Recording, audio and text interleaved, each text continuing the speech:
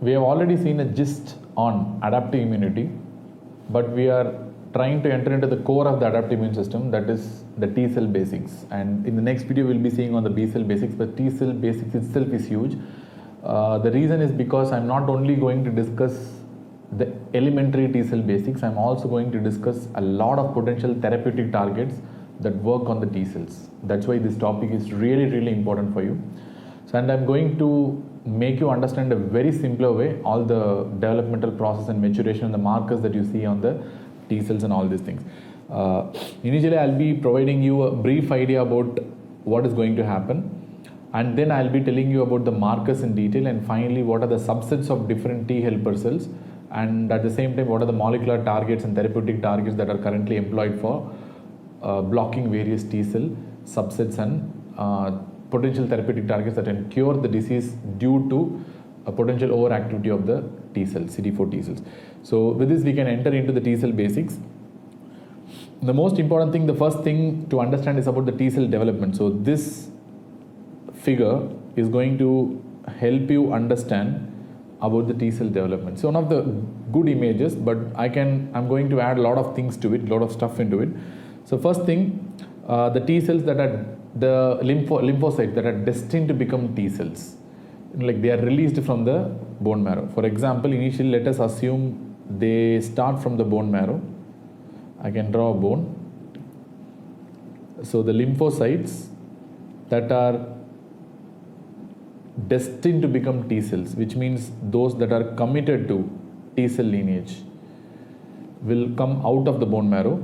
And the most important thing that determines whether they will enter this T cell lineage or they will not enter this T cell lineage is the Notch signaling.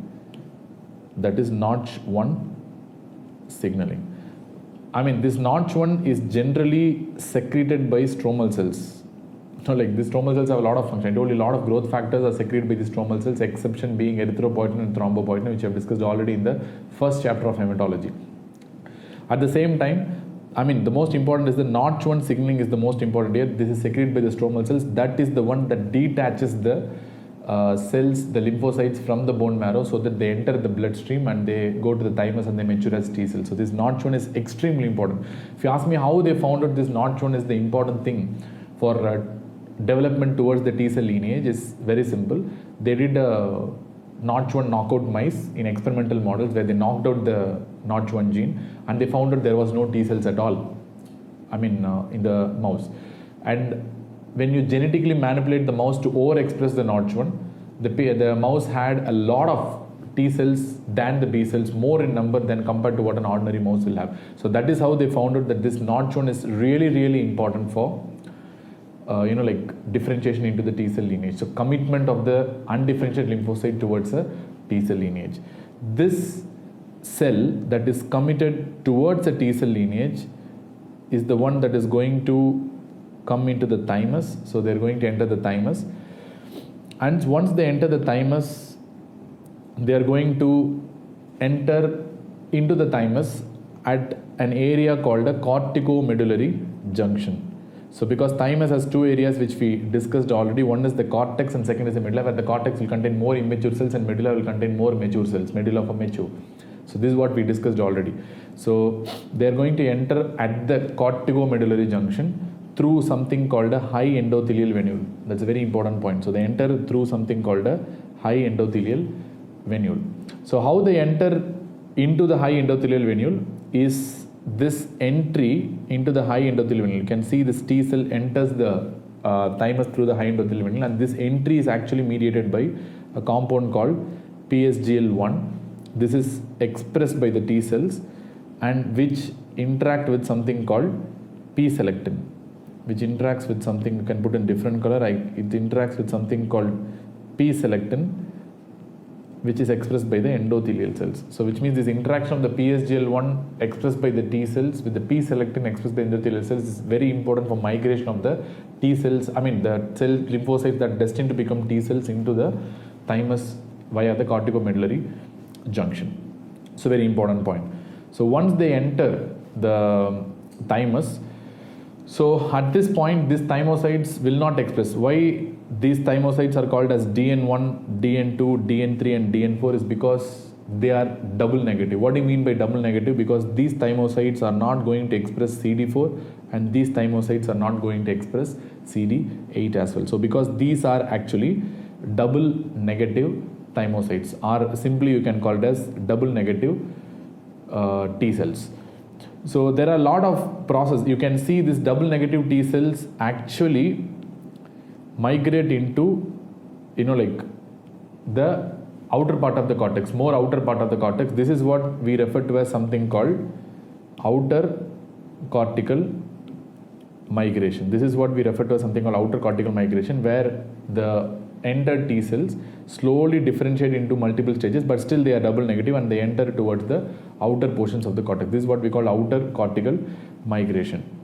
So now we have 4 types of this DN. These are called as double negative T cells. Why they are double negative T cells? Because they do not express both CD4 as well as CD8. How you know that, how to differentiate these 4 stages of double negative T cells is by varying expressions of 3 types of receptors called as c-KIT, CD44 and CD25, otherwise referred to as IL-2 receptor alpha. We have a whole lot of discussion left on IL-2 receptor alpha, but anyway.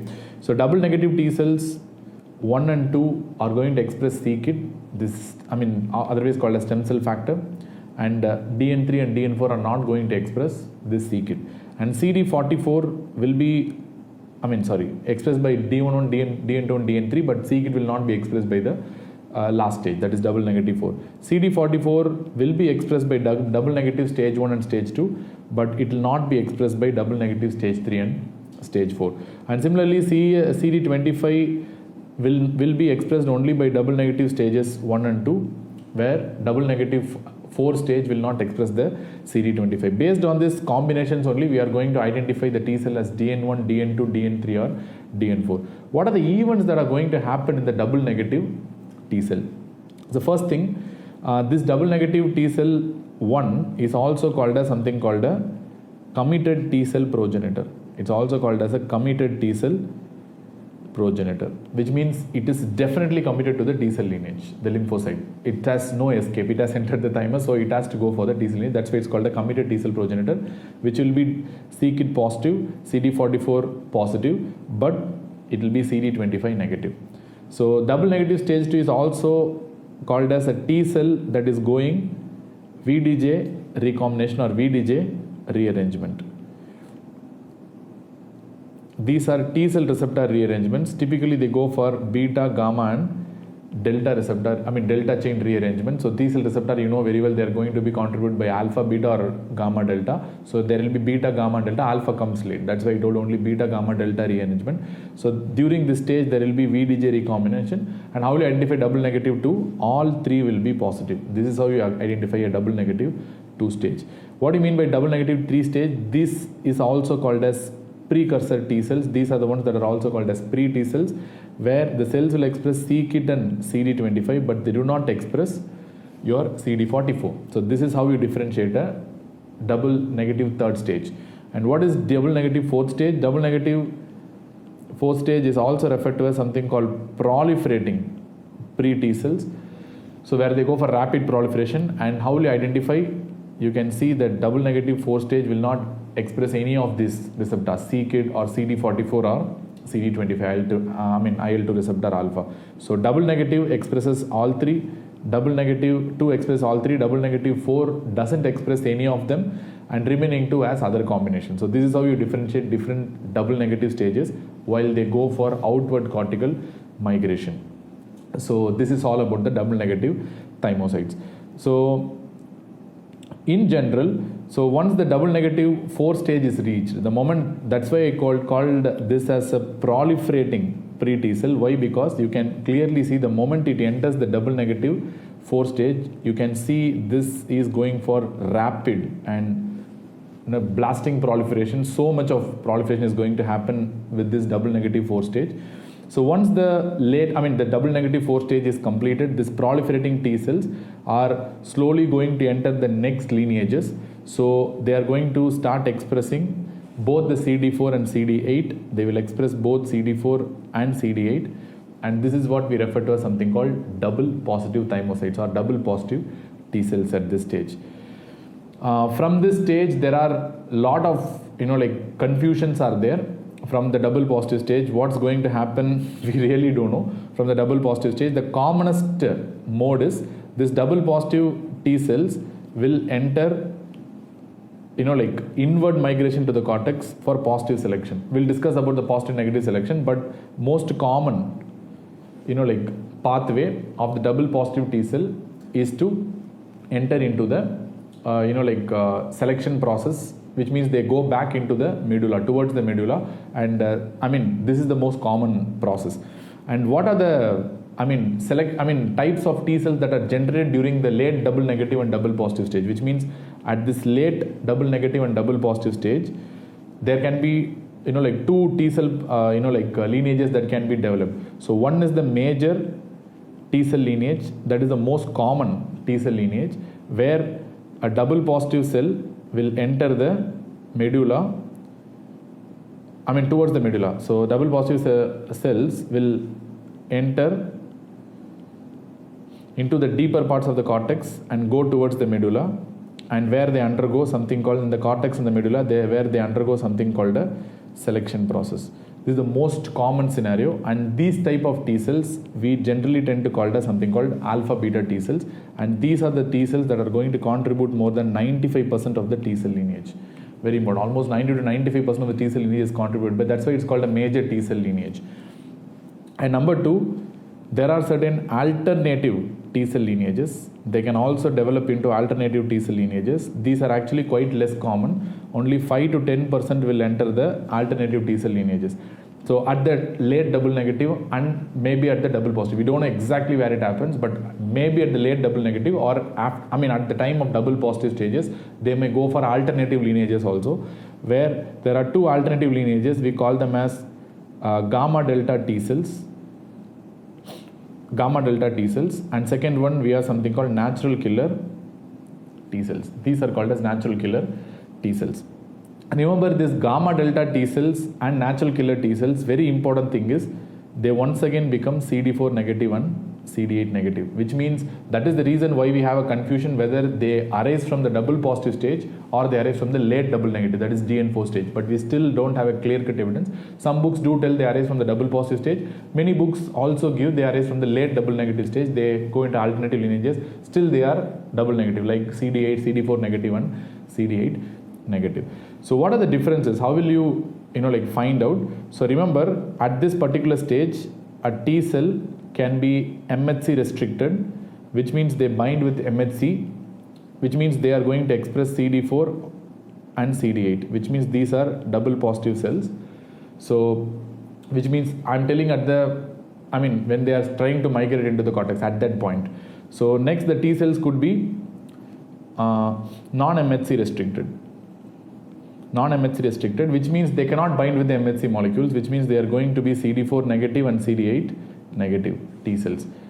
Whenever the T cell is MHC restricted and if it expresses CD4 and CD8 at this stage, it's a classic DP, classic double positive T cell, and this is usually going to commit into alpha beta T cell, which is going to be the major. 90 to 95% is going to be this alpha beta T cell only. When it is not MHC restricted, you can divide this, which means they are going towards alternative lineages. That's what I mean. They are going to be alternative lineages of the T cells. Alternative lineages can be due to two reasons. One, you have to see whether it is C1d restricted. Remember, C1d is a non-classical MHC protein. So whether it is C1d restricted or not, if yes or no.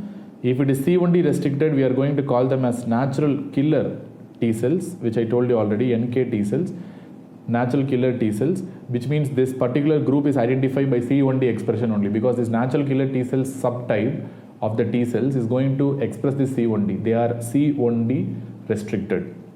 And if this is not C1d restricted, we call them as gamma delta T cells. So these are going to be called as gamma delta T cells. So this is how we identify those. C1d restriction by natural killer T cells is a very, very important point. So what are natural killer T cells? Remember, this is not equivalent to natural killer cells. Remember, natural killer cells are a completely separate cells. They are not equivalent to natural killer cells. And these NK cells represent a T cell, a cell that is in between a natural killer cell and a T cell. It's not exactly a natural killer cell as well. It's not exactly the classic T cell, what you call it as well. It's somewhat in between a natural killer cell as well as a T cell. So that's why the double name is there. That's called a natural killer T cell. Very important. They are C1d restricted. That is the most important point for identifying a natural killer T cell. And remember, if it's not C1d restricted, simply we are going to call them as gamma delta T cells. So now the question comes, now they are going to ask you one more question. What are the differences between an alpha beta T cell and a gamma delta T cell? And remember, the differentiation into alternate lineages and the major lineage will happen at either the late double negative stage or at the beginning of the double positive stage. We don't know exactly where, at that point only it happens. So now let us see the difference. The difference between is, first, obviously it is MHC restricted, it is non-MHC restricted, which means alpha beta express CD4, CD8 initially, but later on they will become either CD4 or CD8, which we'll discuss later on. Initially they will contain both. Alpha beta initially they will contain both CD4 as well as CD8, but later after the selection process they will express either CD4 or CD8, which we'll discuss in detail later on. But these cells, definitely they are CD4 negative and CD8 negative, plus additional point you also have to remember, they are not C1d restricted. Only natural killer T cells will be C1d restricted, plus these are the characteristic features, they are not C1d restricted. And second thing, they binds to MHC antigens, but we don't know the antigen specificity here. We don't know exactly to what antigen they bind. We don't know the antigen specificity of this gamma delta T cells. So we don't know what is the antigen specificity.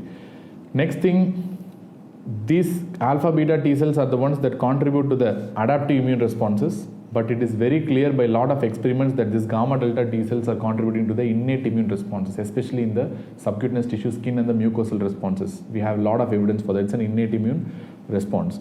So remember, it is more than 90 to 95% is contributed by the alpha, among the T cell population contributed by alpha beta T cell. Less than 5 to 10% is going to be contributed by the gamma delta T cell. Remember, alpha beta T cells only are going to undergo the selection process in the thymus. They do not undergo any of the selection process and they're going to exit the thymus, which means NK cells. That's what I want to tell. So these, I told you this alpha beta T cells here, which I told you, this alpha beta T cells, definitely they undergo the selection process. But this alternative lineage cells are not going to undergo any selection process further. Very, very important point again. So they're going to exit the thymus as soon as they are formed into alternative lineages. So now you can clearly see this alpha beta T cell. Now let us leave the alpha beta, gamma delta T cell and the NK natural killer T cell. So they are gone now. We have discussed enough about that.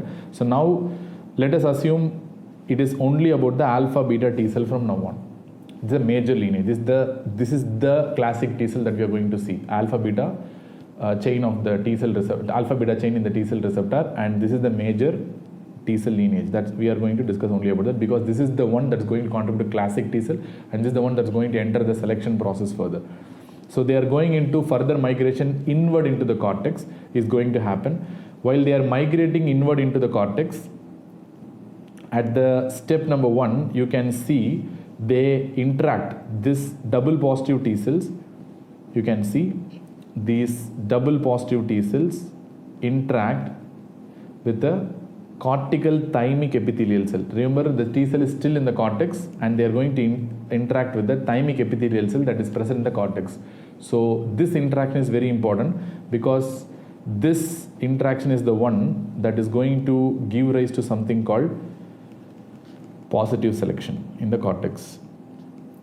This is what is going to result in something called a positive selection in the cortex. So what do you mean by positive selection? Here, the idea of what do you mean? What is the, first of all, the idea of a positive selection? The idea of a positive selection in the cortex by a double positive T cell is to check whether their MHC binding is proper or not, whether they're able to bind with MHC or not.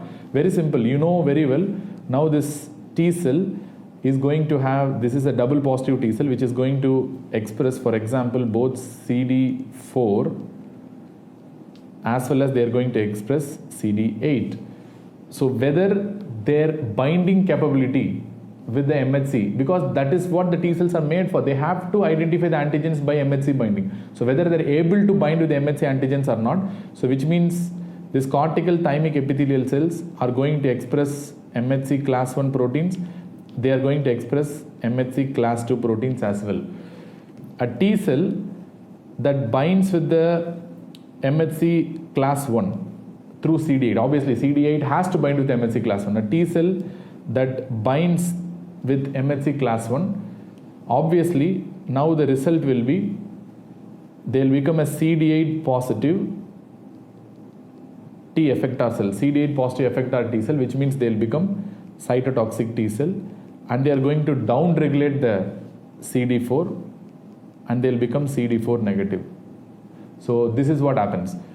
So supposedly if a T cell is going to interact with MHC class 2, which means only a CD4 can interact with MHC class 2, only then the interaction is possible. Only if this interaction happens, so this T cell is going to become a CD4 positive T helper cell, and they will, which means they are going to become a helper cell, CD4 T helper cell, and they will start down regulating the CD8 negative, depending on which component of the CD molecule is binding with, like the MHC component in the cortex, with the cortical thymic epithelial cell, the other CD molecule will be down regulated and they will become a particular subset of a T cell. So which means in this condition they will down regulate the CD8 and they will become CD4 T helper cell. What is really happening is, you are actually selecting the T cells that are able to bind with the MHC. This is really important because suppose if the T cell is not able to bind with, if the T cell does not, at this stage, a double positive T cell does not bind with MHC class 1 or MHC class 2, does not bind with MHC, either MHC class 1 or MHC class 2, they definitely will go for apoptosis. In fact, more than 90% of the T cells are deleted by this principle, because more than 90% of the T cells do not bind with any of the MHC, which means they are dysfunctional T cells and they are not correct T cells, and they serve no purpose in the first place, because T cells has to bind with MHC and then only they can produce an antigenic response. The T cell which is not able to bind with MHC means it's a useless T cell and it has to be deleted in the thymus itself.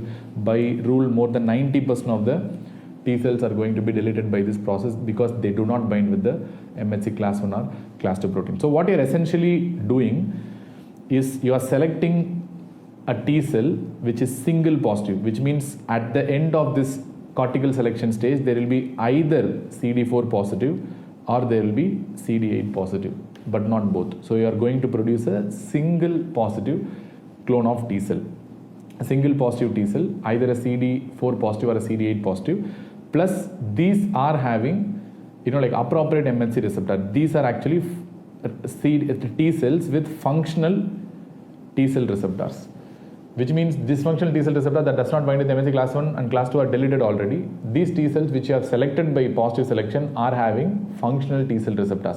So the entire idea of positive selection is to find out the T cell that has functional T cell receptors and that has ability to bind with MHC class 1 or class 2. That's it. So this is the idea of entire positive selection that happens in the cortex. So now you can see that the single positive T cell, you can see this is a single positive T cell, you can see this is going to migrate into the medulla for further selection, because there is another process that's going to happen later that is called negative selection. For that they have to migrate back into the medulla, where the negative selection process will happen in an area called Hassel's corpuscles, where there will be clusters of medullary thymic epithelial cells which are going to produce this negative selection process. So you can see this single positive T cells enter the medulla, and the most important thing that mediates the movement of this T cells, single positive T cells into the medulla is CCR7. This is typically a CCR7 mediated migration, very important. The CCR7 is a very important compound for migration of the T cells through the cortex and into the medulla both. So now let us see.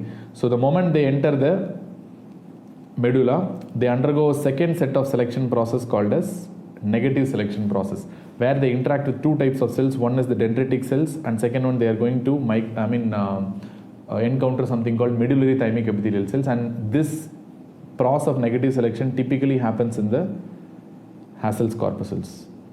In the medulla, Hassel's corpuscles is one of the classic defining features, histological features in the thymus. So this is where your negative selection process will happen. So what is the idea of negative selection? First of all, the idea of negative selection, the whole idea of negative selection is to prevent autoimmunity. The whole idea of negative selection is to prevent the autoimmunity. Very, very, very important. Even though the T cells are now having functional T cell receptors, it doesn't mean the T cell receptor should bind to the self antigen. You have to delete the T cell receptors that are having ability to bind to the self antigen. That is why you have the negative selection. So how to prevent autoimmunity and to produce the negative selection process, the medullary thymic epithelial cells, typically in the Hassel's corpuscles, will activate one important gene. That's a very important thing. Will activate a very important gene that is called an IR gene. IR gene will be activated, which is present in chromosome number 21. Very, very important gene. This is called autoimmune regulator gene. This is called an autoimmune regulator gene. Very, very important point. So this in medullary thymic epithelial cells, this gene will be overexpressed and this gene will be activated. What is the function of this gene? Once this gene is activated, they will start expressing various antigens that are present in different parts of the body. They are going to display a lot of antigens that are present in different areas of the body, different body tissues. It can displace the antigens that are presented by the eye tissue. It can displace the antigens that are present by breast tissue. It can displace antigens that are present by skin. It can displace antigens that are presented by your maybe lung or liver tissue. Whatever, they are going to present lot of antigens by random assortments. So if you know what are the amount of antigens that are displaced through these IR gene products, almost 10% of the whole genome, 10% of the whole genome is actually displaced by the thymic medullary epithelial cells and the medullary dendritic cells. By the medullary dendritic cells and the medullary thymic epithelial cells are going to express almost 10% of the entire genome. Antigens will be expressed by these particular cells. And very importantly, now the T cells will be interacting with these antigens. Remember, there are three types of interactions are possible. Let us assume a particular T cell,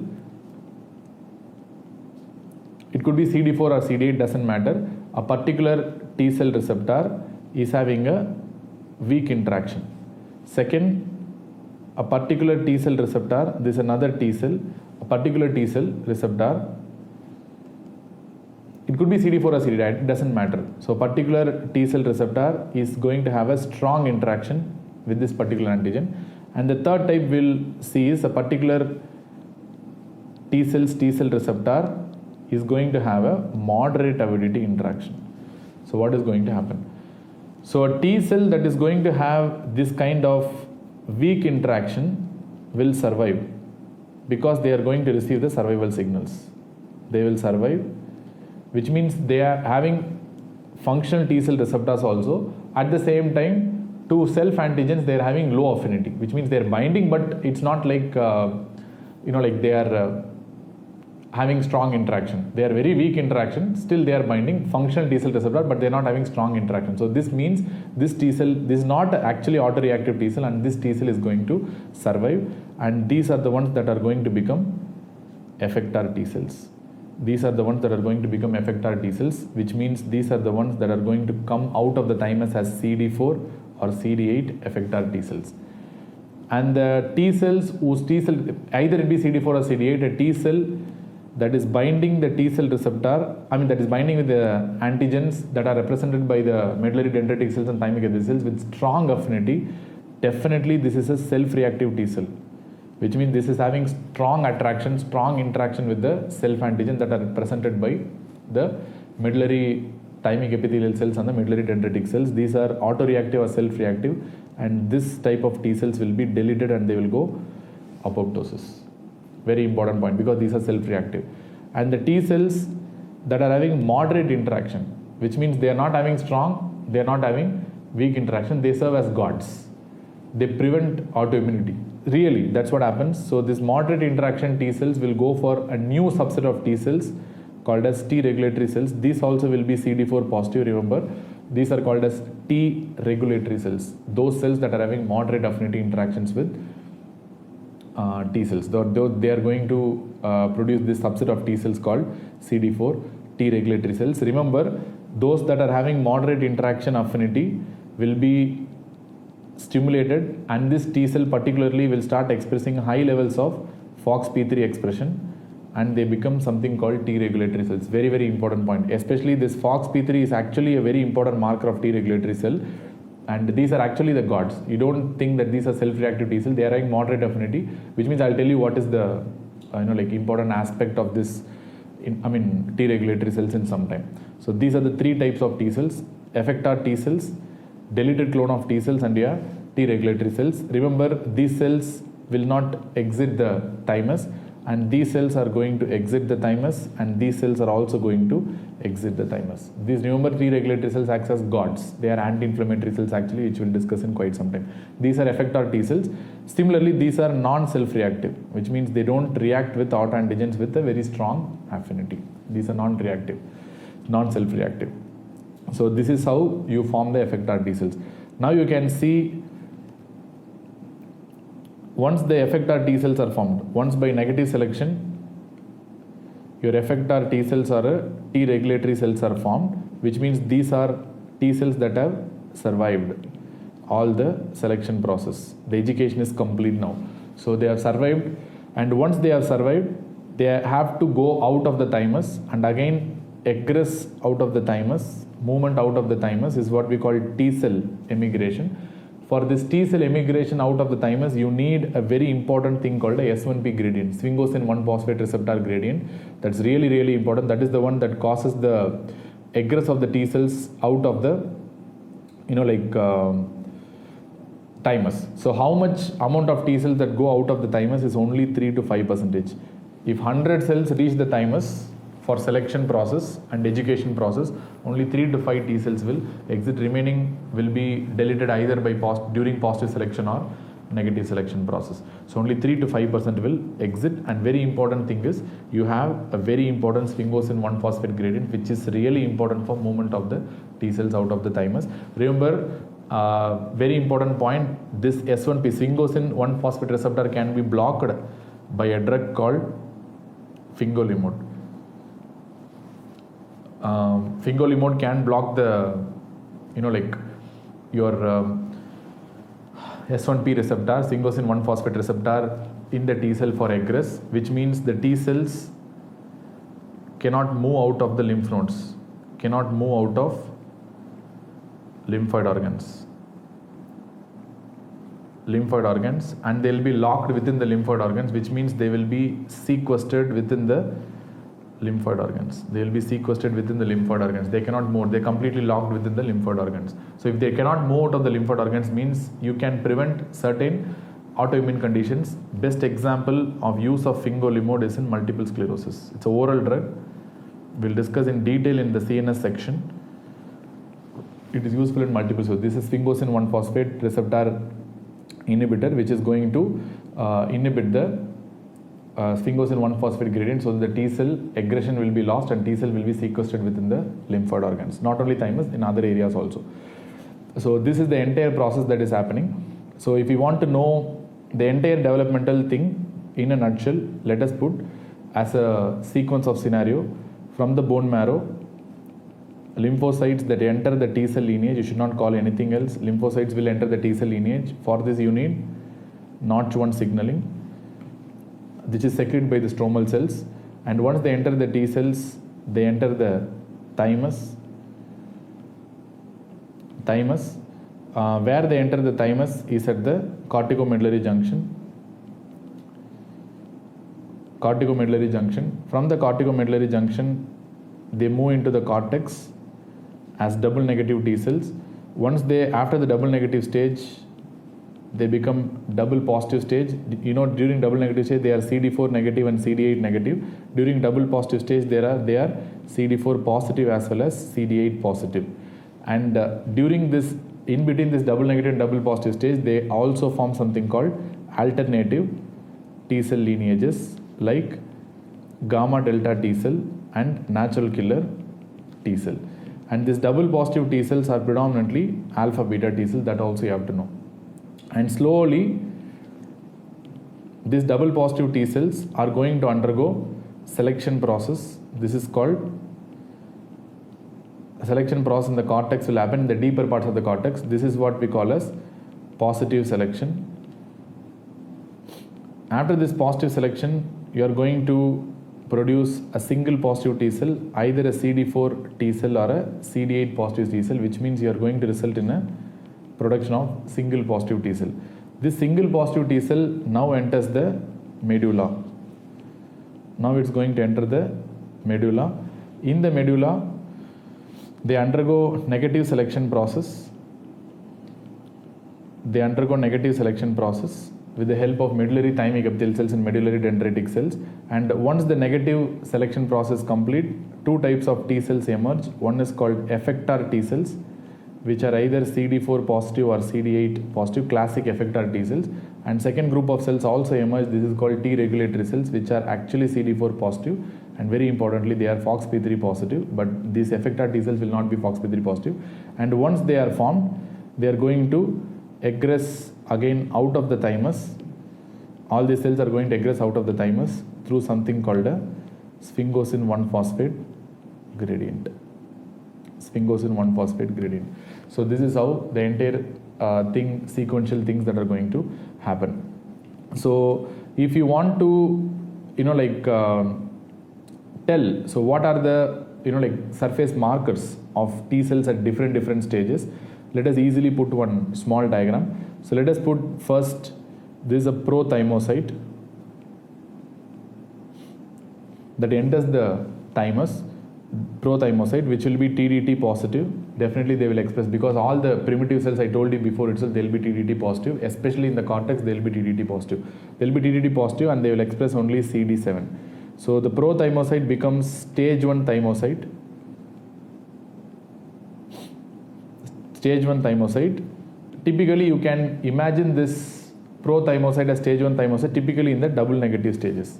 In the double negative stages they will be stage 1 thymocyte, and the double positive stages also you can, this is what we called as stage 1 thymocyte.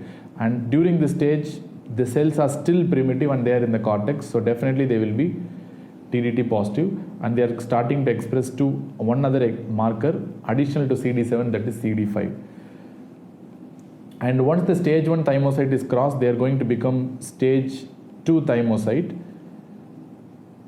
and this is nothing but double positive thymocyte. Stage 2 thymocyte, this is a double positive stage where they are still in the cortex. Double positive is still in the cortex.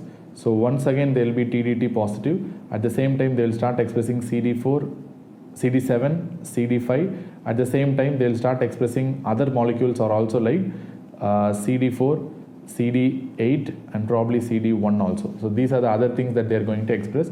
But remember, these are double positive, so that is the reason why they are expressing both CD4 as well as CD8. And a very important thing about this stage 2 double positive thymocyte is they will be expressing cytoplasmic CD3 molecule also. This is called cytoplasmic CD3, but the CD3 has not come to the surface yet, but they will start expressing this cytoplasmic CD3.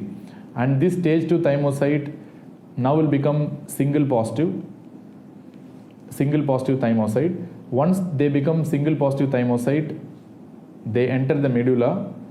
Once they enter the medulla, this is called stage 3 thymocyte or a medullary thymocyte. This is a medullary thymocyte, stage 3 thymocyte, where they have differentiated into either a CD4 T cell or a CD8 T cell, which means they are going to express this CD4 or CD8. Along with that, they are also going to express this CD7. Along with that, they are also going to express this CD5 molecule. Along with that, they will also express this CD3 on the surface, and they will be expressing CD2. So they will be expressing CD2, they will be expressing CD3 on the surface, because remember here they are expressing only cytoplasmic CD3, but here they are expressing surface CD3. And they will also here also they will be expressing this CD7 molecule, and they will be expressing CD5 molecule. So this is what is going to happen. So the CD3 becomes surface CD3 now. So this is what happens. This is what is seen in the medullary epithelial cell. And remember, once they become effector T cells. So these are medullary thymocytes which have not yet undergone the negative selection. So there is a barrier called negative selection process. So once they finish the negative selection process, they will become actually the effector T cells. Once they become the effector T cells, everything will be there. They will start expressing CD3, they will express CD2, they will express CD5, they will express CD4, they will express, but they will have a weak expression of CD7, which is very important. They will have a very weak expression of CD7. Similarly, if it's a CD8 positive T cell, they will be expressing CD3, they will be expressing CD2, they will be expressing CD5, they will be expressing CD8, and again CD7 expression will become very, very weak. So this is one very important thing about the effector T cells. So these are some of the important components and surface markers that are expressed by different T cells. Remember, the stage 1 double negative stage happens in the subcapsular area, subcapsular double negative 4 stage, and this stage 2 thymocytes we also call it as cortical thymocytes, which are double positive, and the stage 3 thymocyte is nothing but the medullary single positive thymocyte. So these are different markers that you have to know, and at the same time remember, once they enter the medulla they will become TDT negative. This I have explained in the basics itself in a diagram in the beginning itself in that video. So obviously they will become TDT negative, all these effector T cells, and the moment they enter the medulla itself they will become TDT negative. There is no longer the TDT is helpful in this condition. So these are the different markers, surface markers that are expressed by the T cells. Actually this is not that important compared to that of the B cell, but anyway, in this the CD3 you can see it's a very important marker because the books mention it as a pan T cell marker, which is seen in almost all the T cell lineages. So I think you can get about the development and maturation of the T cell. It's not yet over. There are so many things that are still left in T cells to be understood after this. One of the important things that has to be understood is about the T cell receptor. To understand the T cell receptor, let us see this particular diagram. So in general, I want to differentiate between the T cell receptor and the B cell receptor. I've given only the alpha beta type of T cell. That is because you can see here only alpha beta type of T cells I have given. That is because we are discussing only about the major lineage T cells. These are the effector T cells. You can see here, this is the characteristic T cell receptor which has only one antigen binding site. You can very clearly see it has only one antigen binding site, and it has two chains, alpha and beta chains, which means they can be called as heterodimers. They can be called as heterodimers. Clear? So alpha and beta, even gamma delta is also heterodimers because they have gamma and delta chains. So these are heterodimers. At the same time, you have very important molecule that is going to support the signal transmission by T cell receptor, that is the CD3 molecule. This is a very important supporting thing that augments the signal transmitted by T cell receptor. You have a lot of other lot of chains that are that are present in the CD3. You have epsilon and delta chains, you have gamma and epsilon chains, and you have two eta chains also. All these things will contribute to the CD3. You can see here, all these three things contribute to the CD3. There are three protein complexes are there. One is the epsilon delta complex, second is the gamma epsilon complex, and second is the eta eta double eta complex. So these are the three things that come under the, these three subunits are the ones that contribute to the CD3 molecule. So which is very, very important. And remember, the T cell receptor has only one antigen binding site. In comparison, if you see, the B cell receptor has two antigen binding pockets, which means it's an immunoglobulin. It's nothing but an immunoglobulin, and it has two antigen binding sites. And complementary receptor, there we saw CD3 as a complementary receptor which augments the signal or boosts the signal by T cell receptor. Here the B cell receptor's signal is actually boosted by this immunoglobulin alpha and immunoglobulin beta, which is also referred to as CD79A and CD79B. So this is the boosting thing that boosts the signal of the B cell receptor. So this is what is going to happen. It's a typical immunoglobulin, and this is very typical of a B cell receptor only, because when they secrete only the immunoglobulin. They don't secrete the Ig alpha and Ig beta. That is immunoglobulin alpha and beta. CD79A and 79B are not generally secreted. Only the immunoglobulin part is secreted as antibodies. So remember, now as a final nutshell, let us put the distinction between a B cell receptor and a T cell receptor. Remember, it is nothing but an immunoglobulin. So what are the antigens that are going to bind? The antigens that the B cell receptor generally binds are nothing but macromolecules, which means they bind to lipids, proteins, or carbohydrates. They can bind to any of the macromolecules. But T cell receptors, generally they bind to antigens that are presented by antigen presenting cells.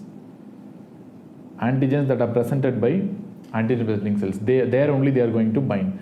And similarly, the binding affinity is for short amino acid sequences. They don't bind with long peptide sequences or long proteins macromolecules. They generally bind only to short amino acid sequences in general.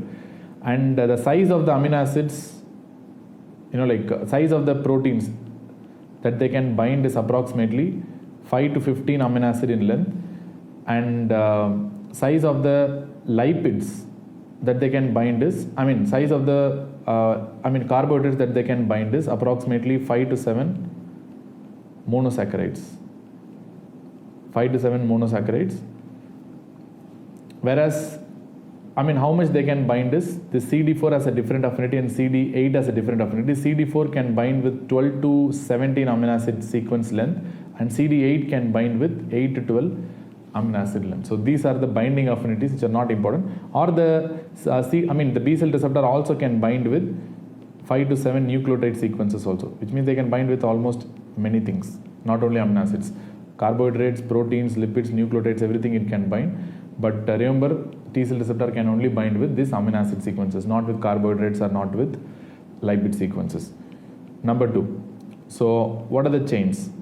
Chains, you have classic 4 chains.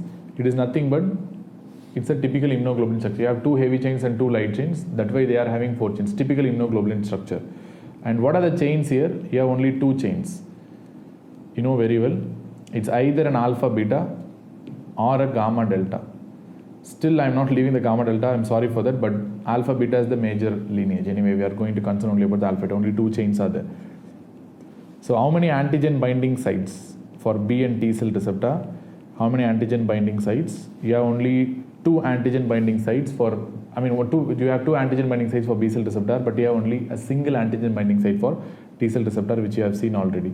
Similarly, whether they secrete these receptors or not, secretion of these receptors is possible or not? Yes, definitely. These receptors are the ones that are secreted as antibodies, and there is no secretion of the T cell receptor. They only help other cells, so they only boost the immune signal, but they don't secrete their T cell receptors. And number 5, response to antigen, it changes over time, because there is a lot of process that will be changes over time, not immediately, changes over time, because as the time goes, the B cell receptors will become more and more having increased affinity towards the antigen by process called somatic hypermutation and class switching and all, which we are going to discuss in the next video. But in general, the affinity for the B cell receptor towards an antigen will increase over time because of subsequent somatic hypermutation and class switching. But here there is no change over time, and the T cell receptor's affinity to a particular antigen will remain constant irrespective of time course. And next thing, diversity. Diversity is actually more than 10 to the power of 9 clones for B cell receptor and more than 10 to the power of 11 clones for the T cell receptor, which means the diversity is more with the T cell receptor compared to that of the B cell receptor. Clear? And signaling process that boosts the signal is the immunoglobulin alpha and the immunoglobulin beta. I already told you this immunoglobulin alpha is what we refer to as something called CD79A, and immunoglobulin beta is what we called as CD79B. So these are things that are important for subsequent signaling and boosting. Here you need the CD3. CD3 is a very important molecule for boosting the signaling process. So all these things are very important. Similarly, what are the co-receptors for B cell? There are a lot of other co-receptors like CD19, which is a pan B cell marker, CD29, which is CD21, which also referred to as something called complement receptor 2, and here something called CD89. Here the co-receptors will be either CD4 or CD8, but remember effector T cells will never have both CD4 and CD8. They can be negative like natural killer T cells or gamma delta T cells, but can never be positive for both CD4 and CD8 if it's an effector T cell. We clearly discussed already. And what is the epitope type and epitope affinity? Epitope type where they can bind is both conformational as well as linear, but remember T cell receptor can bind only with linear epitopes. They cannot bind with conformational epitopes. Very important point. Finally, whether any co-stimulation is required or not. There is no co-stimulation required for activation of B cell receptor. Definitely co-stimulation is required for activation of the T cell receptor and the T cell, which we'll discuss in subsequent section. In the same particular video, we'll discuss about that also. What about the co-receptor? So you have a lot of important points that you have to understand about the differences between a B cell receptor and a T cell receptor. In general, you can see this diagram and you can understand a lot about the T cell receptor. The most importantly, they will be concerned about this number of chains, antigen binding site, and the diversity part, which is having more diversity, and the structure of the signaling receptors like CD3 and Ig alpha and Ig beta. And these names are very important because this is also has been asked in the exams.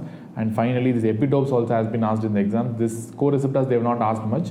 At the same time, whether co-stimulation is required or not, all these things are very, very important for exams, which have been already asked in the exams. So these are the differences between the T cell receptor and the B cell receptor. So having known about the differences between the T cell and the B cell receptor, we can move on to the next step, that is T cell stimulation. How the T cells get stimulated. Normally the T cells will get stimulated in the in the secondary lymph node organs, typically in the bone marrow, typically in the lymph nodes or typically in the spleen, and that is where the T cells generally get stimulated, where the T cells are present in the parafollicular areas in the lymph node or in the periarticular sheath. That is similar to parafollicular areas of the lymph node, periarticular sheath in the spleen. So these are the areas where T cells are going to get activated. So how we are going to result in this T cell stimulation? First of all, understand T cell stimulation classically happens with the help of an antigen presenting cell. Very important.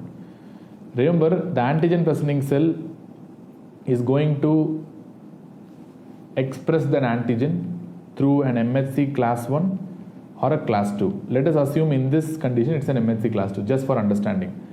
So now the T cell receptor, so let us assume this is the T cell, which means we are going to call this as a naive T cell, which means it doesn't know anything. It just is coming into contact with the antigen for the first time. So it's a naive T cell. It binds with the MHC class 2. If it binds, the moment it binds with the MHC class 2,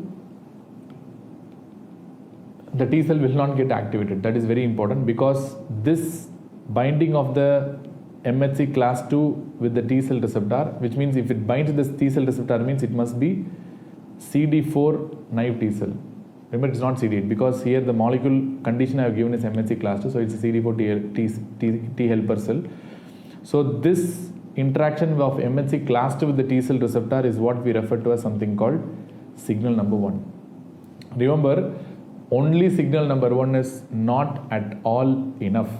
In fact, if the T cell is going for only signal number 1, very interesting thing happens, they go for apoptosis. They go for actually apoptosis. I mean, rather than apoptosis, you can write a statement called energy. They are going to go for energy. What do you mean by energy? Energy is a phenomenon where a T cell will not die, even though they die faster, but they don't die immediately with apoptosis. Energy is a phenomenon where the T cells are going to die faster, but they will be living for some time. But throughout their entire life, they cannot bind with any other MHC molecule. So which means they will start down-regulating the T cell receptors as well as CD4 and CD8, whatever they have, and they make sure that they don't bind with any of the MHC molecule in the future. So this is a state where T cells become dysfunctional, and it's like living and dead scenario, and that process is what we call energy. And why exactly this should happen? Where a T cell that receives only signal number 1. That's actually antigen, and if it by the T cell receptor binds with it, so why they should go for energy? The simple process, because you need another receptor called co-stimulatory receptor interaction, and this is what we refer to as something called signal number 2. And this is a very important boosting response, really important, because this co-stimulatory signal comes in the form of APC. This receptor is present, that is CD28. It's an important co-stimulatory receptor for receiving the information from the APC. This is present on the T cell side, and on the antigen presenting side you have something called B7. This is otherwise referred to as CD80/86 also. This B7 expression by the antigen presenting cell is the key actually. This antigen presenting cell has to express this B7, then only the T cell will be activated, which means the T cell needs signal number 1 plus signal number 2, then only they will go for T cell activation. Then only they are going to go for T cell activation, otherwise they are not going to go for T cell activation, they will go for energy only. So why this is there? To understand that, it's a very basic thing to understand. For example, who is going to stimulate this co-stimulator, because that's a very important component of T cell activation. So who is going to stimulate this co-stimulatory signal production? Very simple. If the antigen presenting cell is stimulated by something called PAMP or a DAMP, which means there should be a pathogen acid molecular pattern or a damage acid molecular pattern which should be recognized by the antigen presenting cell, then only the antigen presenting cell will express this co-stimulatory signal. Then only the T cell can receive the signal number 2, and then only they can get activated. For example, if the antigen presenting cell is not expressing the co-stimulatory signal and they are expressing only MHC class 2 and there is an antigen associated with it, and they are not having co-stimulatory signal, what does that mean? Which means the antigen presenting cells has not been stimulated by PAMP or a DAMP, which means there is no PAMP or a DAMP. That is the reason why the antigen presenting cell is not expressing this co-stimulatory signal, which means a T cell that is binding with this particular antigen actually, which means it's a self-antigen. The idea is, if the antigen presenting cell is expressing an antigen through MHC class 2 without co-stimulatory signal, which means it is likely to be a self-antigen. A T cell that is going to bind with the self-antigen is a potentially autoreactive or a self-reactive T cell, and this T cell has to be deleted. Clear? And this is the reason why they go for energy if they get only signal number 1 without signal number 2. Very important point to understand. So remember, this is also referred to as one process called peripheral T cell tolerance. This is also referred to as peripheral T cell tolerance. Remember, central T cell tolerance is happening through something called negative selection, where in the medulla I told you that single positive T cells, if they strong bindly to the autoantigens, they will be deleted there itself. So that is negative selection. That is what we call central T cell tolerance. But peripheral T cell tolerance acts in the periphery, where the T cell receiving only signal number 1 without co-stimulatory signal, that is signal number 2, is destined to go for energy. And that is the reason why, this is one of the important protective mechanisms why your body doesn't generate or support this kind of autoreactive T cells. So this is a very important principle and concept to understand, peripheral T cell tolerance. So you know that signal number 1 and signal number 2 both are important for activation of the T cell. Clear? Now let us go to the final say. So how the T cells are activated, let us see. Because there are a lot of applied aspects on this. So let us assume this is an antigen presenting cell, and this antigen presenting cell is going to represent this particular MHC class 2 molecule, and they are going to present an antigen here. So, and this is going to be bound with the T cell. Let us understand. Probably this is going to be bound with the T cell. This is the T cell receptor antigenic interaction. Remember, you need to support and augment this T cell receptor signal with CD3 molecule. This is a very important pan T cell marker. And what is going to identify this MHC class 2 molecule? What is going to identify that this is going to bind with MHC class 2 is the CD4. This is the CD4 receptor. That is the one that identifies that the molecule is MHC class 3. I told you the CD4 binds with the beta 2 component of the MHC class 2, and that is how it identifies that it's a MHC class 2 molecule, and that's how CD4 positive T helper cells bind with the MHC class 2. So now these are the important components of the receptor. This is CD4 T helper cell. And now I told you this contributes to only signal number 1, and this is not going to activate the T cell. In fact, only signal number 1 will make the T cell go for energy. So now you need a co-stimulatory signal. Let us draw a co-stimulatory signal here in the form of B7, which is contributed by CD80/86. At the same time, you know there is one other receptor from the T cell side, that is CD28, that is going to interact with B7. So this is what we refer to as signal number 2. We know already. So both signal number 1 and signal number 2 is important for T cell activation. So now only the T cells will go for activation, full blown activation. Otherwise T cells will not go for activation. So if T cells do not go for activation, T cells go for activation, what is the process that is going to happen? They are going to cause increased calcium influx. They are going to cause increased calcium influx. This increased calcium influx will be in a blip-like form. They will come like a wavy form. It's not like a continuous increase in the calcium. Continuous increase in the calcium again implies only signal number 1, and that's a signal for energy. But this activated T cell will show this calcium blips. They will come like influx will be coming in waves. So this is a very important thing to understand. So this calcium influx will increase the intracellular calcium in the T cell. The moment the calcium inside the T cell cytoplasm increases, they are going to bind with the molecule called calcium and calmodulin complex. Why it is called calmodulin? Because this protein, by binding with calcium, the structure can be modulated. That is why it is called a calcium calmodulin complex. This calcium calmodulin complex is going to activate a molecule called calcineurin. This is a cascade. So calcineurin will be activated. Once calcineurin is activated, this calcineurin function is like acting as an enzyme. This is called a phosphatase enzyme. Phosphatase enzyme, which means they are going to dephosphorylate a molecule called NFAT, which is already phosphorylated form. The phosphorylated form of NFAT is inactive. NFAT stands for nuclear factor for activation of transcription.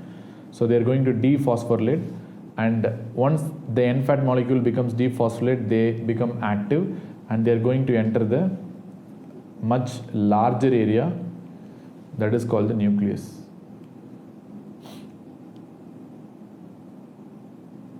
Let us assume this is the nucleus. They are going to enter the much larger area that is the nucleus. Once this NFAT activated form enters the nucleus, they act on certain domains of the DNA.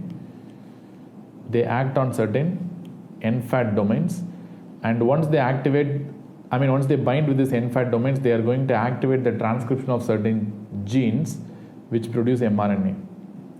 They are going to activate production of certain genes. mRNA will be produced. The important mRNA is the IL-2 mRNA. This is the most important, interleukin-2 mRNA. So which means this interleukin-2 mRNA, once it's produced in excessive amounts, this will be captured by the ribosomes. I am drawing the central dogma in biology. DNA to mRNA to proteins, that's it. Ribosomes, where they will be translated. This mRNA will be translated to produce IL-2 molecules and IL-2 receptors. More and more interleukin-2 molecules will be produced. This interleukin-2 molecules obviously will be released by exocytosis. You can see here, these interleukin-2 molecules will be released by exocytosis. And one important thing about this interleukin-2 molecules, it's a very, very potential activator of a lot of things. Interleukin-2 molecules has a lot of autocrine as well as paracrine function, which means they can activate the same T cell as well as the neighboring T cell that has encountered the antigen. So this interleukin 2, let us assume autocrine function, where it is going to bind with the interleukin 2 receptor, and again understanding the interleukin 2 receptor itself is something very important. So they are going to bind with the interleukin 2 receptor, and binding with the interleukin 2 receptor is going to result in a lot of cascade of activation is going to happen. And one of the most important cascade of activation that happens with the interleukin 2 receptor is the PI3K pathway. PI3K will activate the AKT, AKT will activate the mTOR. mTOR is the final sequence where mTOR activation will increase the production of BCL2 molecules, which are typically anti-apoptotic within the cell. Anti-apoptotic. Similarly, they can also increase the certain other pathways. They can activate certain other pathways like RAS, BRAF, and MAP kinase pathway. So where they are going to increase the production of certain cyclins. The effect of both this increased production of cyclins as well as increased production of BCL2 is they are going to activate the cell cycle. So what do you mean by activation of cell cycle? A cell which is in the G0 phase, that is a resting phase, is going to enter the G1, S, G2, M phase. So that's what is going to happen. So G1, S, G2, M. So they are going to enter the cell cycle, and the cell cycle will be activated, which means cyclins are going to release the cell from G0 phase, and they're going to remove the blocks of the cell cycle, and they're going to make the cell cycle progress. And mTOR pathway will increase the anti-apoptotic genes, and they're going to increase the proliferation of the cell, which means the final effect is going to be clonal proliferation of the activated T cells. Why I am using the word clonal proliferation? Because the T cell that is responding to that particular antigen is only going to proliferate, not the other T cells. So that particular clone of T cells will start proliferating in massive numbers. So there will be something called clonal proliferation of T cells. And I mean, a little minority of thing is also there. They can also cause something called STAT5 dimerization. They can also cause STAT5 dimerization, which can also, result in increased production of more and more IL-2 receptor, increase IL-2 receptor production. This is a supplementary step, which means the IL-2 receptor is the one that is, causing all this cell cycle proliferation. This IL-2 receptor activation itself is going to produce more and more IL-2 receptor production. They are going to produce more and more IL-2 receptor production. You can see here, the IL-2 receptor activation itself is going to produce more and more IL-2 receptor, so that is also like a vicious cycle step. So anyway, this is something not that important right now, but this mTOR pathway and MAP kinase pathway are very important. The most important is the mTOR pathway. And this IL-2 receptor and IL-2 interaction is also referred to as something called signal number 3.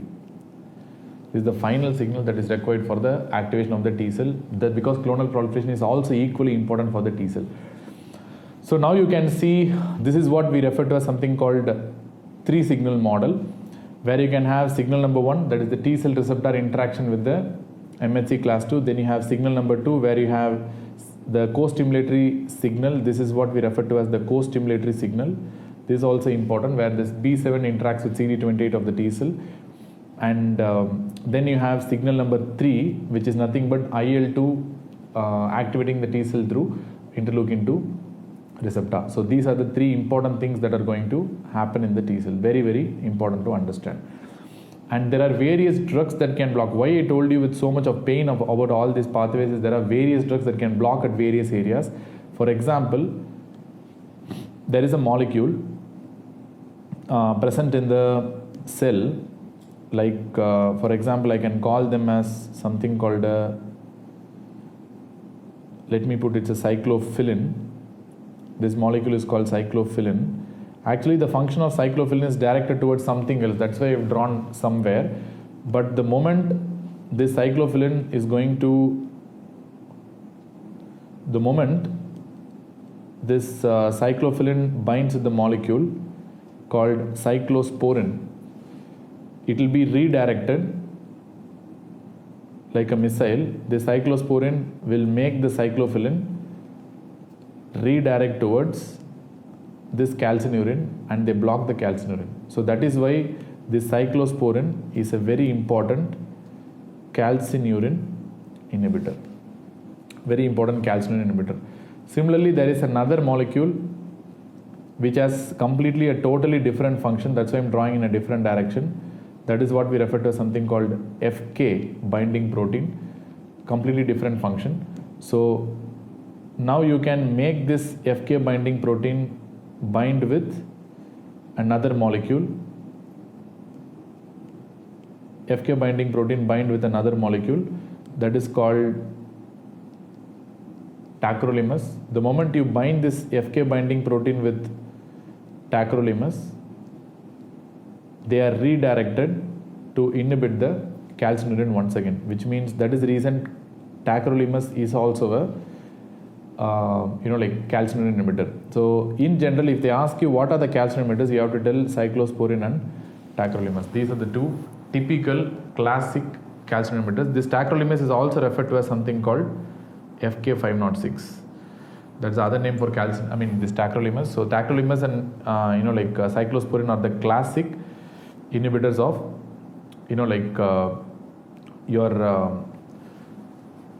classic calcineurin inhibitors, cyclosporin and tacrolimus.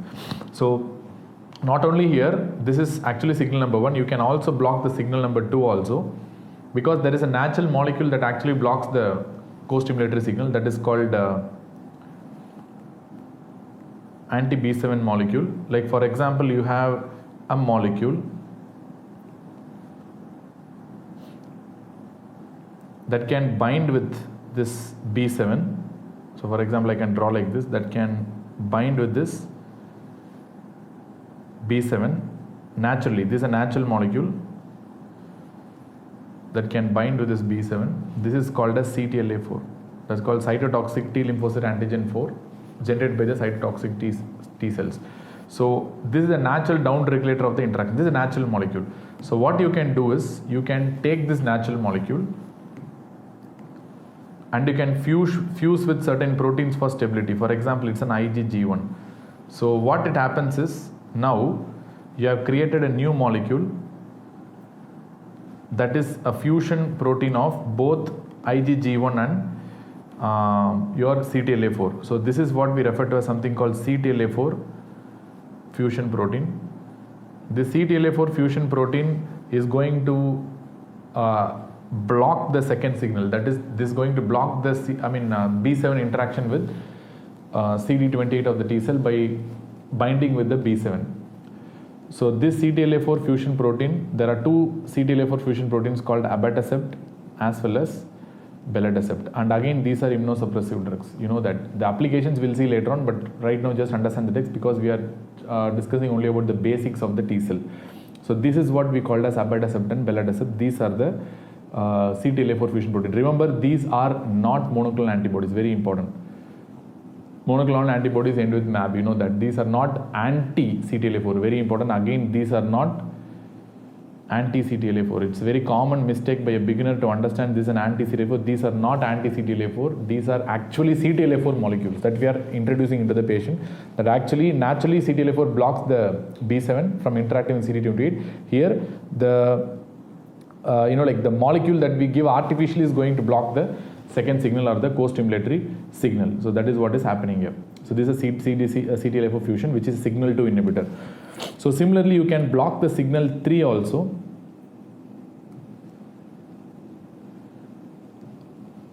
Let us block the signal 3 also, where I can block the interleukin 2 receptor. Signal 3 also, where I can block the interleukin 2 receptor. So which means these are interleukin 2 receptor antagonists, or simply you can call it as anti-CD25, because they typically block the interleukin 2 receptor alpha domain. Because I'll tell you, you will understand in some time what is alpha. So this interleukin 2 receptor alpha domain, typically the alpha component of the interleukin 2 receptor, which is very important for augmenting the signal multifold. And these are anti-CD25 molecules or interleukin 2 receptor alpha blockers, where there are two molecules in that. One is called basiliximab, and second one you have something called daclizumab. Basiliximab, and second one you have something called daclizumab. So these are the two molecules that are going to block the interleukin 2 receptor alpha or CD25, and they are going to block the third signal. So these are signal 3 inhibitors, and there are certain cell cycle inhibitors as well. So you can understand there are certain cell cycle inhibitors as well. One of the most important cell cycle inhibitors will be mTOR inhibitors. There are, because mTOR is very, very important for activation of the cell cycle. So if you block the mTOR, cell cycle progression will not happen. These are typically some examples of cell cycle inhibitors where these are called as mTOR inhibitors. There are two examples of mTOR inhibitors. One is called sirolimus and second one is everolimus. Sirolimus and everolimus. Sirolimus is also referred to as rapamycin. Sirolimus is also referred to as rapamycin. So two molecules are there. Sirolimus and everolimus are classic mTOR inhibitors which will prevent the cell from they prevent the T cell from going for clonal proliferation. mTOR inhibitors. And there are a lot of other cell cycle inhibitors as well. Like for example, you have azathioprine. These are very common immunosuppressants. That's why I'm telling all this. Azathioprine, which is a purine analog. Then you have other drugs like leflunomide, which is also a cell cycle inhibitor, and we have MMF, that is mycophenolate mofetil.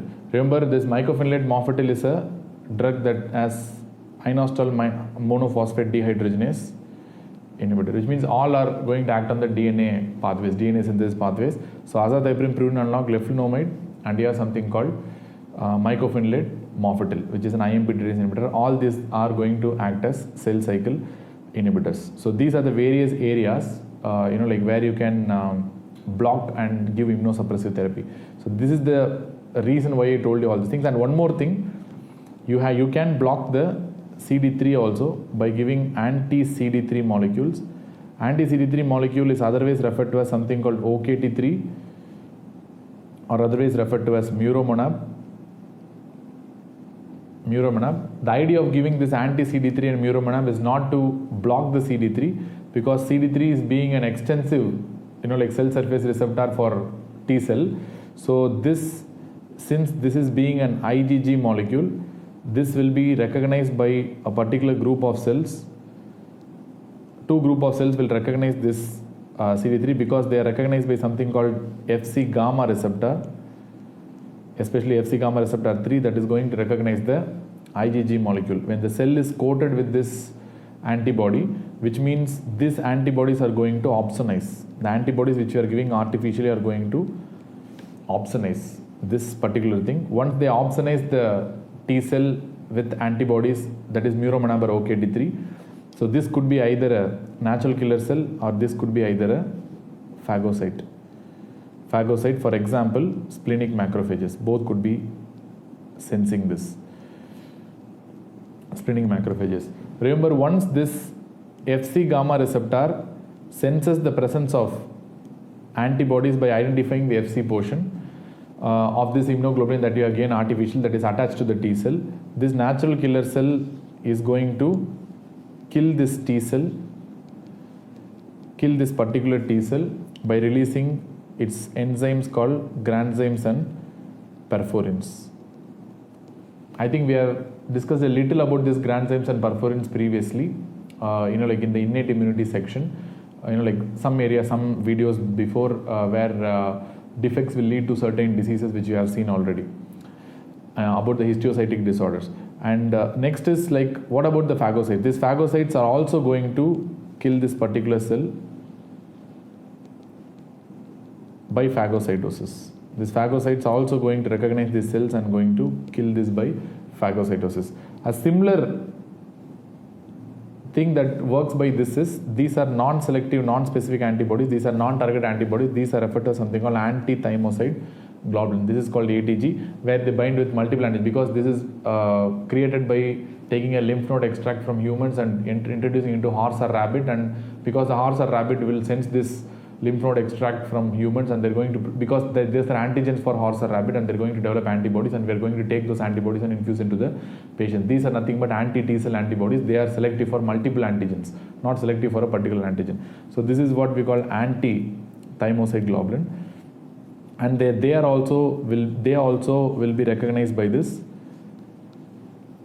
Fc receptors that are present on the natural killer cells and the splenic macrophages and the phagocytes, and they are also going to be killed. Which means what I am trying to tell is this OKT3 muromonab, that is anti-CD3 and anti-thymocyte globulin, you can put under a term called killing antibodies, or otherwise referred to as depleting antibodies, which means they are going to kill the T cells and they are going to deplete the T cell population. That's why they are called as depleting antibodies or killing antibodies.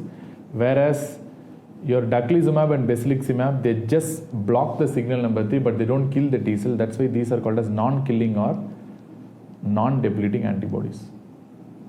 These are called as non-killing or non-depleting antibodies.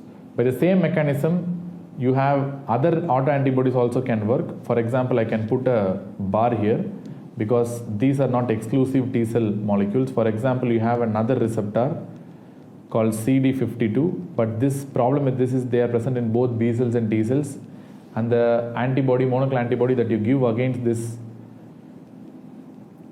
CD52 is what we refer to as alemtuzumab.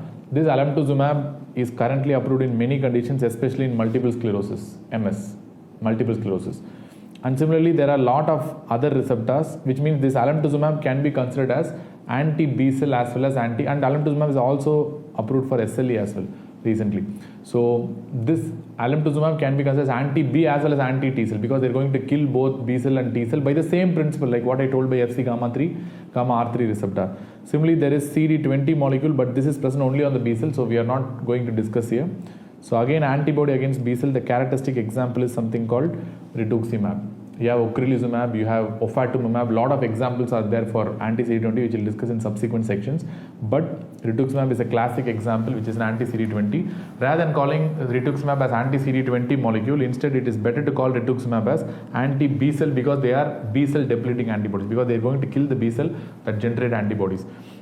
So anyway, these are some other examples that work by this principle. So this rituximab, ocrelizumab, then alemtuzumab, OKT3, anti-thymocyte globulin, all these things are examples of depleting antibodies, whereas your basiliximab and daclizumab are just going to block the like CD2 receptor, IL-2 receptor, that is CD25, and that's what we are going to call it as non-depleting, because they're not going to kill the T cell and they're going to block only the third signal and clonal proliferation of T cell. That's why they are going to call it as non-depleting T cells. And one other interesting thing to understand is about the IL-2 receptor pathway. This is very important to understand, this IL-2 receptor pathway. How will you understand this IL-2 receptor is because the IL-2 receptor has three configurations. Because IL-2 receptor has three components. One, you have something called an IL-2 receptor beta, and then you have something called IL-2 receptor gamma, and which actually can be, because this is where your IL-2 will be binding, and this can be augmented by one receptor called IL-2 receptor alpha, and this is an optional thing, and this is what we refer to as CD25. Very important point. This is what we are going to refer to as something called CD25, and this is actually the most important component of the IL-2 receptor interaction, because this structure we often refer to as trimeric structure, and this is the one that is going to have the strongest activation of the T cell, strongest signal interaction. So this is the one that's going to produce this most strongest powerful signal downstream. There can be only IL-2 receptor beta and IL-2 receptor gamma subunit interaction with IL-2, and this will produce only, this is a dimeric interaction, and this will only create a low signal. This will not create a sufficient signal. That is the reason why the moment you block the CD25 receptor alpha with either daclizumab, for example, or a daclizumab or a basiliximab, this remaining thing can only produce a low signal, and that is not going to create such a like high quality proliferation of T cells. So that is the reason why we give this IL-2 receptor alpha inhibitor, that's anti-CD25, that is called daclizumab and basiliximab. So they will only produce a low affinity signal. And the third thing is also possible. This is called a trans configuration, where this IL-2 receptor alpha can be expressed by another cell, for example an antigen presenting cell, and which in turn will tightly bind the IL-2 molecule with IL-2 receptor beta and IL-2 receptor gamma. Remember, this is also a trimeric configuration, but you should not actually call it as a trimeric configuration, because this IL-2 receptor alpha is coming from another cell, very commonly from antigen presenting cell. This presentation is what we called as a trans presentation, and this also is going to create a very strong downstream signal of IL-2 receptor alpha, and they are going to cause clonal proliferation of B cell. And that is the reason why this IL-2 receptor alpha, that CD25, is the the most important component of this signal number 3, that is for the clonal proliferation of T cells. Similarly, remember some important thing I want to tell. This IL-2 receptor alpha is what we called as CD25, and IL-2 receptor beta you can call as CD122, and IL-2 receptor gamma, this also called as common gamma chain, because it's seen in a lot of other interleukins as well. This called CD132, or something called a common gamma chain, which is common with many other interleukins as well. So these are about the IL-2 receptor signaling and the IL-2 receptor inhibition, which is again a very, very important process to understand. Clear? So I have discussed in detail about all this processes here, so which is really, really important. So whatever I have discussed is really, really important. So I have given so much idea and clarity about all these things, even though I have not discussed about the actual molecules, which I will be discussing more in rheumatology, which is more of a clinical immunology, which we will be discussing later. But right now it's enough to understand only about the drugs part, which is more than enough. And finally, the last but not the least is to understand about the T cell subtypes. T cell subtypes segment, the T cell subtypes or T cell subsets that are very, very important to understand. So to understand the T cell subsets, it's actually naturally a very tough thing to understand, this T cell subsets and subtypes. I would suggest that understanding this T cell subtypes means like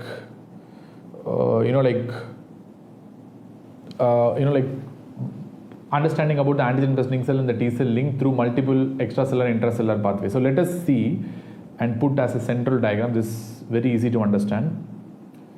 So let us assume this is a antigen presenting cell.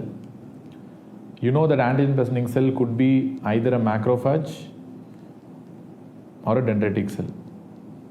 Okay, let us assume this is a dendritic cell. So remember why these different types of T cells are produced. It's because your antigens that you are going to get exposed are completely different, which means you can get exposed to an extracellular antigen, you can expose to an intracellular antigen, you can expose to a a parasitic antigen. So which means the antigens, you can get exposed to a commensal antigen also, where you should not generate overactive antigenic and adaptive immune response. So the antigens that you are going to encounter throughout your life is going to be completely very, very different, and the T cell subsets that you are going to generate in response to these antigens also are very, very different because of that. So let us see, it's a very beautiful thing to understand. So first, the antigen presenting cell, let us assume they present an antigen through MHC class 2. We are going to talk about the CD4 first. So let us assume this is MHC class 2, and let us assume the antigen is typically intracellular antigen. Antigen is typically a intracellular pathogen. Not always, but let us assume it's typically intracellular antigen. If it's an intracellular antigen, the T cell that is encountering, so this is a naive T cell, the naive T cell that is encountering this intracellular antigen should be educated that it is an intracellular antigen. How the T cell will know that it's an intracellular antigen, and the antigen presenting cell is trying to educate the T cell, dear T cell, it's an intracellular antigen, by stimulating the T cell with an interleukin called interleukin 12. By stimulating interleukin called interleukin 12. Remember, this interleukin 12 has two components basically. So the first component is what we call P40 subunit, and the second component we call it as P35 subunit. I'll tell you why this P40 and P35 subunit is very important, but they have two components. This P35 is called interleukin 2 receptor alpha subunit, and this is called interleukin 2 receptor beta subunit. Clear? So there are two subunits are there, but this P40 is very important, note it down. Anyway, fine. So this interleukin 12 is released by the antigen presenting cell, and this is the one that is going to, tell the T cell, it's a chemical signal to the T cell that it's an intracellular antigen, and dear T cell, you proliferate and produce whatever response you want so that you can fight against the intracellular pathogen. That is the idea of stimulating the naive T cell with interleukin 2. The naive T cell now gets educated by interleukin 12 and understands that it's an intracellular antigen, and they are going to become activated T cell, which means activated T cell means they go into a proper subset called T helper 1 subset. These are actually activated T cells, and they enter something called a T helper 1 subset. The most important transcription factor that happens within the T cell that pushes the T cell towards the T helper 1 lineage is the T-bit. Very important transcription factor in this lineage. So what are the interleukins that are secreted by this T helper 1? The classic interleukin that are secreted by this T helper 1 subset is the interferon gamma, which means why this T helper cells are proliferating, because it has to give some signal to the body and tell that we have to fight against an intracellular pathogen. That's all. So what interferon gamma is going to, and probably an interleukin 2. Interleukin 2, very well, it's going to cause clonal proliferation of this T helper 1 cell. So we are already discussed enough about interleukin 2, but the most important signature cytokine of this pathway is the interferon gamma, signature cytokine of this pathway. So which means this interferon gamma's main function is to activate the macrophages. Activate macrophages, and they're going to recruit a lot of macrophages to the area. Lot of macrophages to the area. Once they recruit lot of macrophages to the area, there are two possibilities. Because it's an intracellular pathogen, there are really two possibilities are there. The first possibility is they can kill and eliminate. They can kill and eliminate the particular antigen that because of which you develop this response. They can kill and eliminate that particular antigen. Second thing, they cannot kill, which means they are inefficient killing. They can't kill. So since they can't kill that particular intracellular because it's quietly locked inside, and the macrophages defenses are failed here, and they cannot kill the antigen, but they only try to contain. They try to at least contain the antigen in that particular place, or contain the pathogen in that particular area. And this will result in something called a granulomatous response. Remember, the most important cytokines that are produced by the macrophages in this stage is the interleukin 1 and the tumor necrosis factor alpha. Remember, this interleukin 1 will activate more and more macrophages and recruit more and more macrophages to the area, whereas this TNF alpha is going to again cause more and more macrophage reduction. At the same time, this is going to cause fever, this is going to cause this loss of appetite and loss of weight and all these things. At the same time, this also is a powerful chemotactin which recruits the neutrophils also.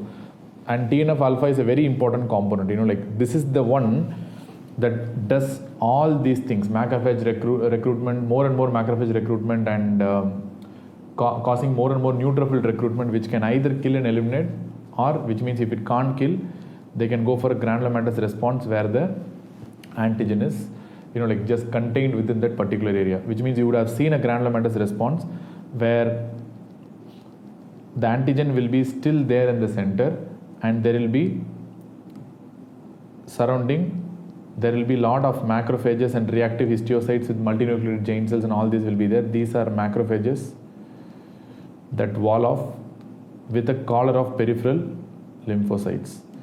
You'll have a collar of lymphocytes on the periphery of the granuloma. If you don't have this collar of lymphocytes in the periphery, that is called a naked granuloma, which you see in sarcoidosis. This is the typical pathological correlation, but anyway. So you have a lymphocyte collar surrounding the macrophages. In between you have an antigen. So this is where you get a typical granulomatous response. Remember, the most important cytokine to maintain this granulomatous response is the TNF alpha. So remember, TNF alpha is a signature cytokine for the granuloma. So for the Th1 response, interferon gamma. But this, for containing the antigen within the granuloma and the granulomatous response, the most important signature cytokine you need is the TNF alpha. That is the reason when you give anti-TNF drugs, you break this granulomatous response, and sometimes a TB bacteria which is contained within the granuloma might get out of the granuloma, and you might result even in a reactivation or a disseminated TB. That's why this TNF alpha is very important to understand. It's one thing that holds the granuloma together and holds the macrophages to wall off and to contain the antigen. And this is very important to understand. And what are the clinical associations? Typically, very important thing clinically where this Th1 response is important is for infections with intracellular organisms. Infections with intracellular organisms. The typical example of infections with intracellular organisms is Mycobacteria or Salmonella. So remember, Salmonella, you can kill the organism, but Mycobacteria cannot kill the organism. Since they kill the organism, Salmonella usually does not result in a granulomatous response, but Mycobacteria will result in a granulomatous response because Mycobacterium cannot be killed. Because of that, you get a granulomatous response. Second thing, this Th1 pathway is also important for type 1 diabetes mellitus, rheumatoid arthritis, multiple sclerosis, and many of these conditions. This T helper 1 response is the most important thing. But remember, rheumatoid arthritis, MS and all, Th17 also is very important, especially rheumatoid arthritis, but this Th1 response also important clinically for all these conditions. So these are the clinical applications of this Th1 pathway. Remember, this Th1 pathway, you can have a lot of targeted molecules as well in the Th1 pathway. For example, I think we'll come back to that later on. So first we'll finish off what are the pathways of the T cells. So this is the classical example of a T helper 1 pathway where the main defense is against the intracellular organisms or intracellular antigen or intracellular pathogen. Now let us assume the antigen presenting cell has encountered, this again MHC class 2 presenting to CD14 was it, the antigen presenting cell is encountering something called an extracellular pathogens. Extracellular pathogens. Here the response is for extracellular. Now the antigen presenting cell knows that it has encountered an extracellular organism or a pathogen or an antigen. So how it's going to make the T cell? So this T cell is going to be a naive T cell. And how they are going to make the naive T cell, this is a T cell receptor, and how they are going to make the naive T cell understand that it is an extracellular pathogen. Typically by secreting an cytokine and interleukin called interleukin 23. Very important.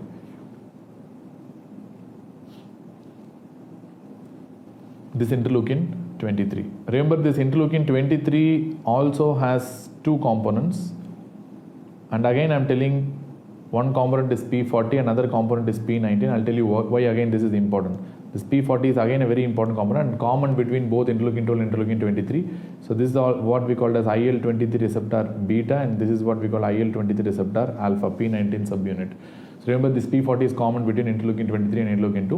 And interleukin 23 is a very important and lot of other signature cytokines in this process of teaching the naive T cell that it's an extracellular parasite is interleukin 6, then probably TGF beta as well, and probably interleukin 1. That is not important, but most important is the interleukin 6 and the TGF beta. Why I am telling both these things together, you will understand in some time. Interleukin 6 as well as the TGF beta. The moment all these cytokines act on this particular T cell, the T cell understands that it's an extracellular antigen or extracellular pathogen, extracellular parasite, and they are going to get activated and they are going to become something called a TH17 or T helper 17 subset. These are nothing but activated T cells again, but TH17 subset. And the primary function of this TH17, because the most important transcription factor, if you ask me, that is important for differentiation into this TH17 subset is something called ROR gamma T. How I called T bed there. Similarly, there will be, by stimulation with these cytokines, you will have this ROR gamma T transcription happening in the cell, and this ROR gamma T is the main reason is the main transcription factor that pushes the T cell towards this TH17 lineage. This TH17 is going to produce a lot of signature cytokines because their function is to do something. They have to secrete their own cytokines. What they're going to secrete is the most important is the IL-17. That is the reason why it's called a TL17 subset. They're going to produce IL-17. The most important function of the IL-17 is the neutrophil recruitment and activation. They're going to produce neutrophil recruitment and activation. Typically, all these are very important for mucosal immunity, let me tell you. And they're also going to produce something called IL-22 as well as IL-21. In this IL-22 is very, very important for activating the production of mucosal peptides. These are nothing but antimicrobial peptides. These are nothing but antimicrobial peptides.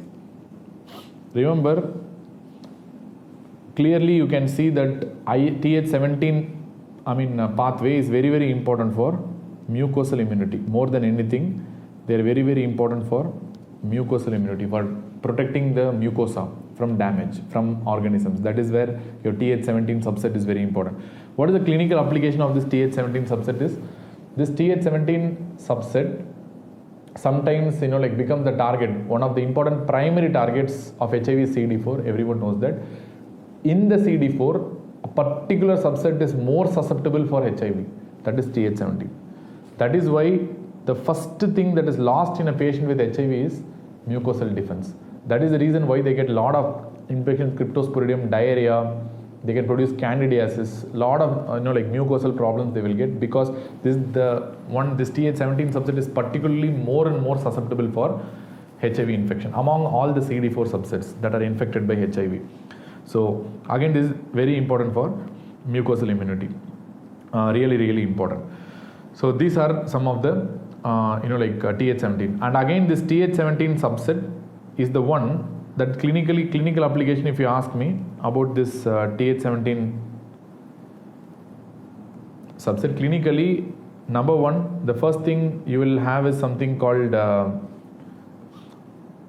rheumatoid arthritis, where if they ask you, rheumatoid arthritis have both TH1 as well as TH17 activation, but the maximum number of cells that seen a rheumatoid arthritis patient, if they ask it's TH17 only. TH17 clone is the highest amount of T cells that are circulating in a rheumatoid arthritis patient.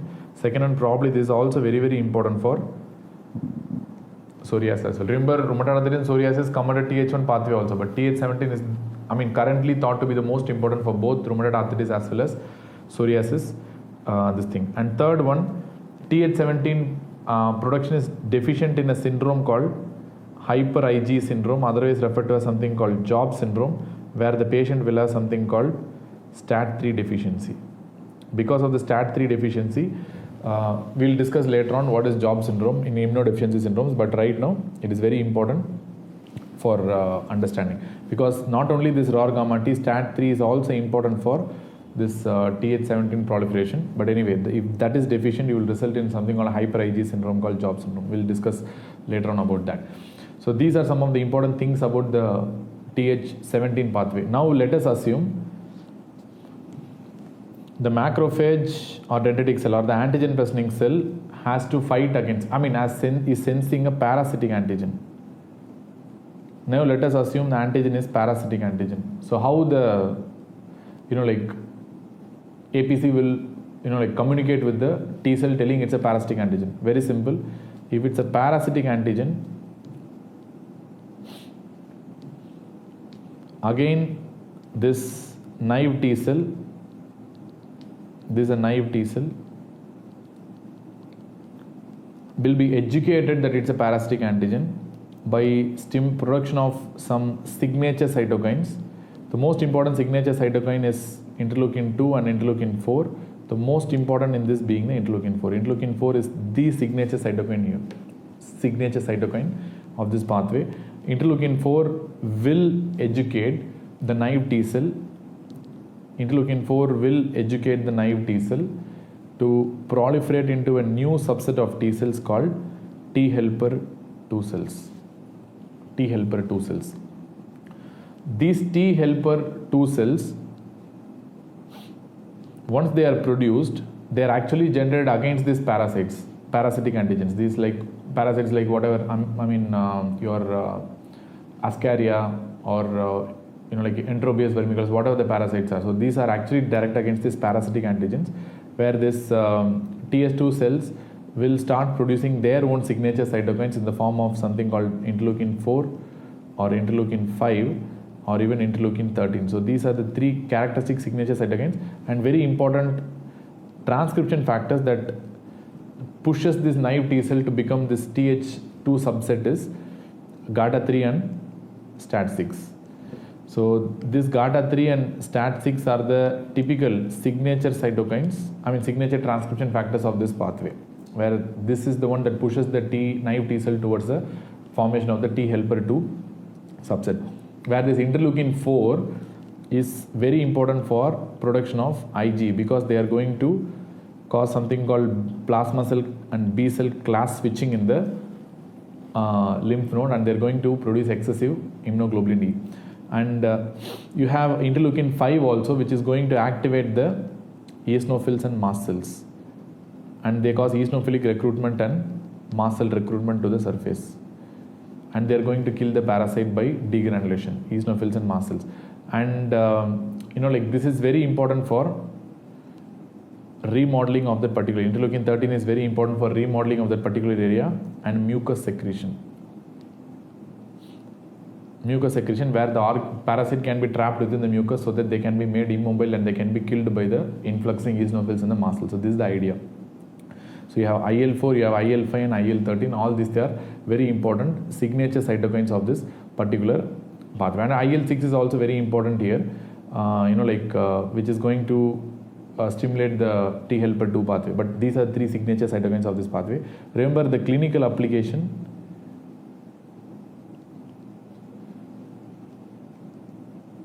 of this is fighting the parasitic infections. Number one, it fights the parasitic infections, and number two, it's also important for type 1 hypersensitivity reaction, which is nothing but allergic response. Lot of allergic conditions like bronchial asthma, even certain conditions like type 1 hypersensitivity reactions like Chugh-Strauss syndrome. All these things follow this pathway. The T helper 2 subsets are important pathogens of this allergic type phenotype also.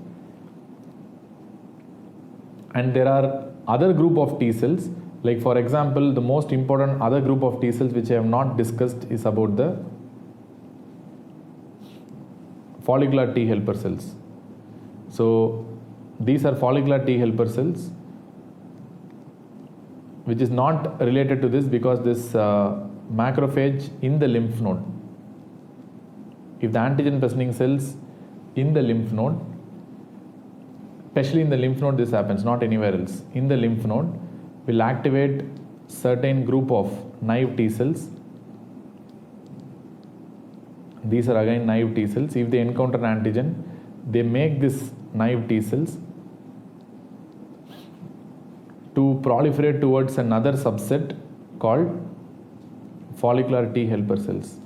Follicular T helper cells. And what are the signature immunoglobulins that is important for generation of this follicular T helper cell is the interleukin 6. Very important. This interleukin 6 in the lymph node, within the lymph node, is important for movement of this naive T cell towards generation of this follicular T helper cell. Remember, this follicular T helper cell production of follicular T helper cell depends on two important transcription factors. like other things. One is the BCL6, and second one is the STAT3 again. But most important is the BCL6 here. And this follicular T helper cell is the one that supports the B cells within the lymph node and supports the B cell within the lymph node. And these B cells are the ones that are going to secrete the antibodies. The most important interleukins, signature interleukins of this follicular T helper cells that supports the B cells here is interleukin 4 and interleukin 21. These two interleukins are the ones that supports the B cells to stay, to proliferate and survive within the lymph node, because of that only they can secrete the antibodies. So this is the function of the follicular T helper cell. They just support the B cells that are present in the lymph nodes. These are follicular T helper cells. BCL6 is a very important transcription factor for this follicular T helper pathway, and they are going to secrete IL-4 and IL-21, which means they are going to secrete. And the problem with this follicular T helper cell and B cell support pathway, clinically if you ask me, this is dysregulated in autoimmune disorders. This is going to be dysregulated in autoimmune diseases. That is why we will discuss a whole lot of things in the B cell pathway then. So this is all about the follicular T helper cells. And finally, only one group of T cells we have not seen yet. That is a very important group, where if the T cell is educated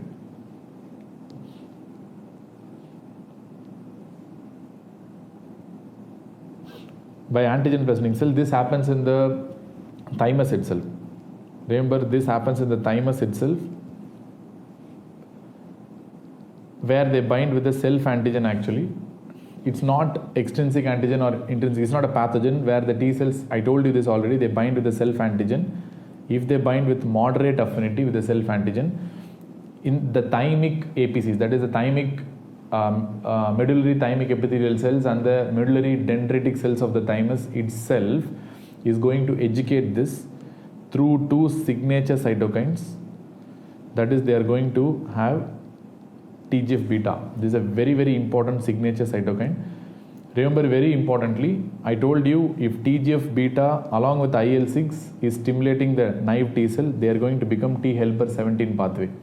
But if only TGF beta without interleukin 6 is stimulating the naive T cell, so let us assume this is a naive T cell, is stimulating this T cell is going to become a new subset of T cell called as a T regulatory cell. This is going to call as a T regulatory cell. Actually, these are CD4 positive only. T regulatory cells are also, but these are classic anti-inflammatory pathway. These are classic anti-inflammatory T cells. These are the T regulatory cells, and these T regulatory cells are going to secrete, the most important transcription factor that works within this naive T cell by stimulation with TGF beta is called FOXP3. Very, very important point. FOXP3, and this FOXP3 expression is the characteristic feature of the T regulatory cell. And this T regulatory cell can produce a lot of interleukins. For example, you have IL-10, which IL-35, interleukin 35, which down regulates the T helper 2 pathway, T helper 17 pathway, and you can also generate interleukin 10. Again, this T regulatory cells also generate this interleukin 10, which is a potent inhibitor of T helper 1 pathway, which means these are very prominent anti-inflammatory cytokines in the body, that IL-10 and IL-35, both of which are typically coming from this T regulatory cells. And this is a very important anti-inflammatory cell. These are the ones that regulate the autoimmunity and prevent the excessive activation of the T helper 1 and T helper 17 pathway. And that is the reason why whenever there is a FOXP3 mutation and there is decreased activity of FOXP3, you result in an autoimmune disorder called IPEX, details of which is given in the endocrine section. That's called immune polyendocrinopathy X-linked, where the patient will have neonatal IBD like picture, and the patient will have neonatal diabetes, and increased susceptibility to infections. All these things will be there in this patient. Uncontrolled diarrhea, all these things will be there in this patient. So that's called IPEX. It's an autoimmune disorder that is called immune polyendocrinopathy X-linked. This is what we refer to as something called IPEX. These are the different T cell subsets that you have to know. And I didn't tell you about the Th9 subsets, which is not important. But remember, please do remember, if the T cell is stimulated only by TGF beta without IL-6, it will go towards T regulatory pathway. If it is stimulated by both IL-6 and TGF beta, that will go towards Th17 pathway. This is one of the very, very important differences that you have to know. Clear? So now these are the different T cell responses against different antigens. Really important. At the same time, what are the applied aspects of this? For example, you can block these. We are going to discuss a whole new section on something called targeted therapies. Whole new section on something called targeted therapies. That's what we are going to discuss. The moment you call about this targeted therapies means, first thing, you have agents. I think I can put in yellow all these things. The agents that block this TNF alpha. What are the agents that block this TNF alpha? The first one, you have 5 group of drugs. One is called infliximab, and second one you have something called etanercept, and third one you have something called adalimumab, and fourth one you have something called golimumab, and fifth one you have something called certolizumab. Typically this is available in pegylated formation. Certolizumab, pegylated formation. So these are the 5 anti-TNF drugs. Similarly, you can give drugs that work against this anti-interleukin 1 also. Remember, the drugs that work against this anti-TNF drugs have tremendous applications. It can be used in rheumatoid arthritis, it can be used in psoriasis, it can be used in Crohn's disease, it can be used in some ulcerative colitis patients also. It can be used in ankylosing spondylitis and some HLA-B27 related arthritis. So many uses are there for anti-TNF. Similarly, anti-IL-1 drugs are typically useful in gout. Most important area where you use this anti-IL-1 drugs is gout, and second one where you use autoinflammatory syndromes. We have seen already about the autoinflammatory syndromes in detail in previous videos. So you can see anti-IL-1 drugs. What are the anti-IL-1 drugs? We have something called anakinra. It's a very important anti-IL-1 drug. This is called IL-1 trap. And you have rilonacept. And you have another drug called canakinumab. All these drugs are actually anti-IL-1 drugs. Very, very important drugs. Anakinra, rilonacept and canakinumab. Anti-interleukin 1 drugs. So you have generated anti-interleukin 1 drugs. Similarly, you can generate anti-interleukin 6 drugs also, which are typically going to block the interleukin 6 and Th17 proliferation selectively, and they can also block the production of antibodies also, because the interleukin 6 is a very important acute phase reaction which can have a lot of other impacts also. So what are the anti-interleukin 6 drugs? So straight away, if you want to know anti-IL-6, there are 2 direct anti-IL-6 which block the IL-6 itself. That is called siltuximab. If there is time, we will discuss where siltuximab, it is useful in something called multicentric Castleman disease, MCD, multicentric Castleman disease. That's where siltuximab is applied. Then you have something called L-sulimumab. That is also a anti-IL-6, direct anti-IL-6 antibody. Or you have something called IL-6 receptor blocking antibody also. That is done by something called tocilizumab. This is typically useful in rheumatoid arthritis and many other autoimmune conditions. Very classically used in rheumatoid arthritis, tocilizumab. These are typical IL-6 blockers. Suppose if I have a drug that blocks this P40 subunit, if I block this P40 subunit, means that drug is going to block both IL-12 as well as IL-23. And that drug which blocks both IL-12 and IL-23 by blocking the P40 subunit is what we refer to as something called ustekinumab. Remember, ustekinumab has very, very gorgeous applications now. It has been even approved in SLE recently, and it has approval in like HLAP, ankylosing spondylitis. It has approval in psoriatic arthritis. It has approval in rheumatoid arthritis also in recent times. So much it's been approved, and you have to remember just the drug name. That's called anti-IL-12 and IL-23 blocking the P40 selectively. That's called ustekinumab. And you have selective P19 blockers. If you block the P19, that will become IL-23 inhibitors. So what are the IL-23 inhibitors you have? You have something called risankizumab. Then you have something called risankizumab. Then you have something called guselkumab. Then you have something called tiltrakizumab.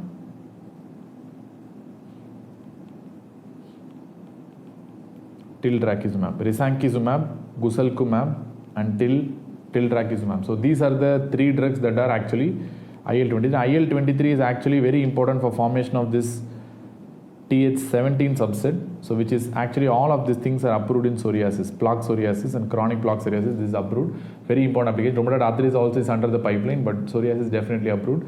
So IL-23 inhibitors, risankizumab, guselkumab, and tiltrakizumab.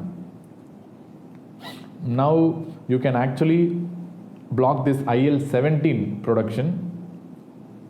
There are direct anti-IL-17 molecules. There are direct anti-IL-17 which directly blocks the IL-17 molecule itself. There are certain molecules, very important is the secukinumab. Again, this is very important for psoriasis because this pathway I told you is extremely important for psoriasis. One is secukinumab, and second one you have something called ixekizumab, and the third one you have something called bimekizumab. These are anti-IL-17 molecules, or you have IL-17 receptor inhibitors also, which means they don't block directly the IL-17, they block the receptor, that is called brodalumab, BRODALUMAB, brodalumab. So this is also IL-17 pathway blocker, which means these are effective, supposed to be effective in psoriasis. And these are some of the important things that you have to know. And apart from that, I think we have some more drugs as well. Yeah, we have not discussed about the T helper 2 pathway. In T helper 2, which means the most important application is this allergic and hypersensitivity reaction, which is very important for bronchial asthma. So there are a lot of drugs that are approved for bronchial asthma right now. So you can directly block the IgE by giving a drug called omalizumab, or you can directly block the IL-4 by giving a drug called dupilumab,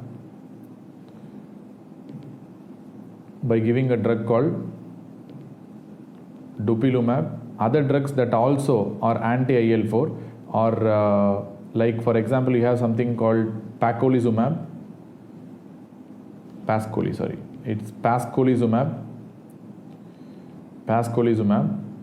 and you have pitacindra. All these things are anti-IL-4 molecules, but very importantly in exam you have to remember this dupilumab, anti-IL-4. Or you can give this anti-IL-5 molecules also, the most important being mepolizumab, because this mepolizumab blocks the proliferation of eosinophils. So that is the reason this is also used in Churg-Strauss syndrome also, really, because Churg-Strauss syndrome is due to eosinophil only. That is the reason in Churg-Strauss syndrome also you can use this mepolizumab, anti-IL-5, which blocks the eosinophilic proliferation.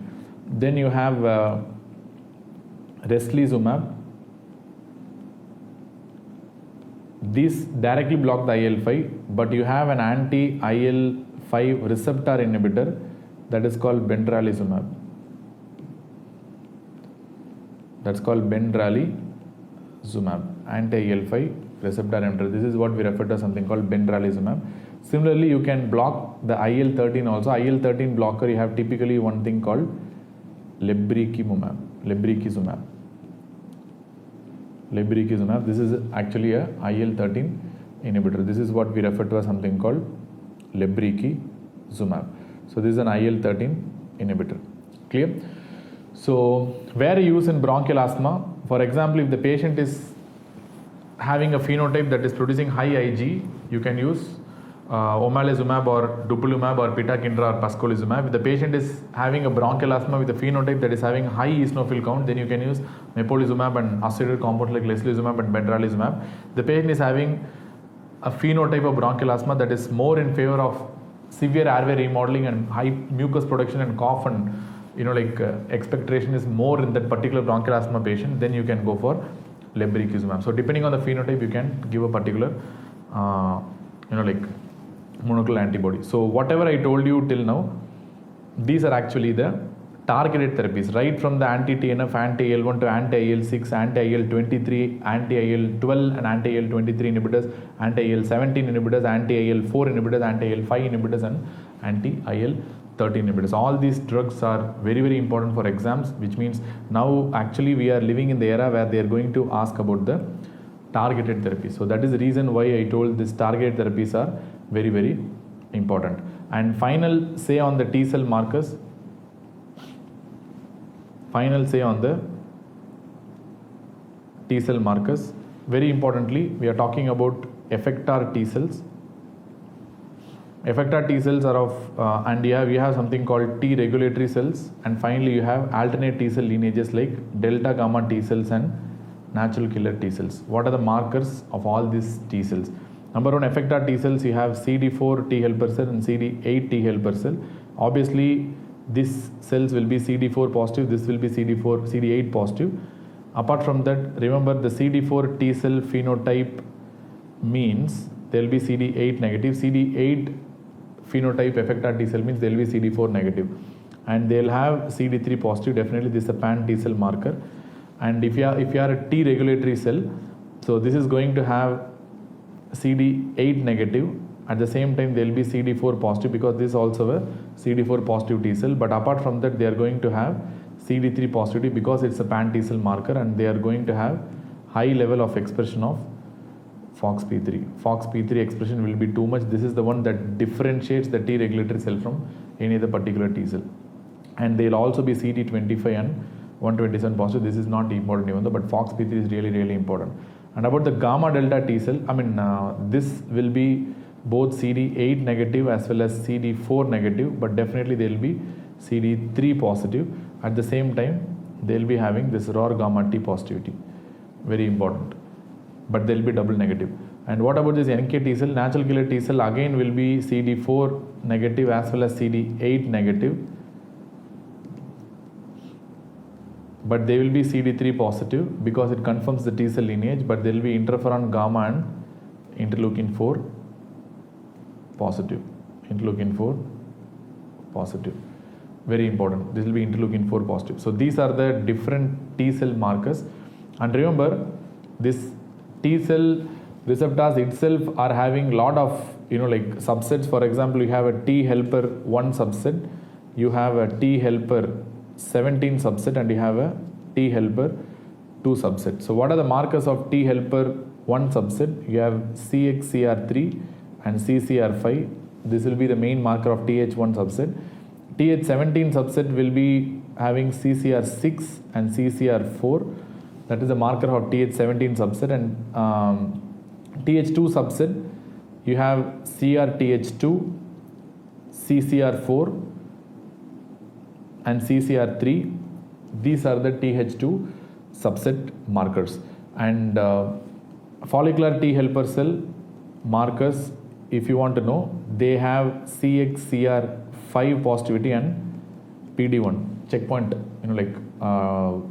molecule. So this will be positive in a follicular T helper cell. So these are the standard T helper cell. And what are the functions? How T regulatory cell produce an anti-inflammatory response? How they generate anti-inflammatory responses? That is also favorite question in exam. Condition number one, reason number one is they are going to secrete anti-inflammatory interleukins or anti-inflammatory cytokines. There are two anti-inflammatory cytokines they secrete. One is IL-10 and IL-35. IL-10 inhibits the T helper 1 response, and IL-35 will inhibit the Th17 response. That's why they are anti-inflammatory. Number two, they are also going to trap interleukin 2.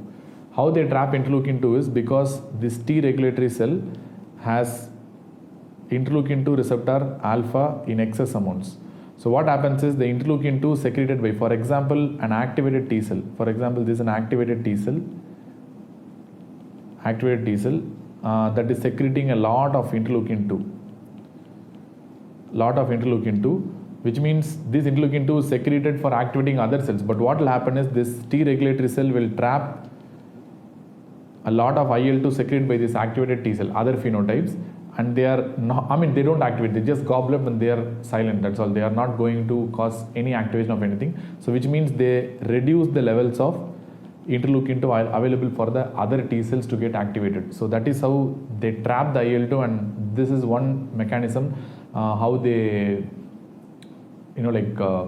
reduce the autoimmunity also, anti-inflammatory action, because they trap IL-2 and reduce the IL-2 available for the other effector T cells.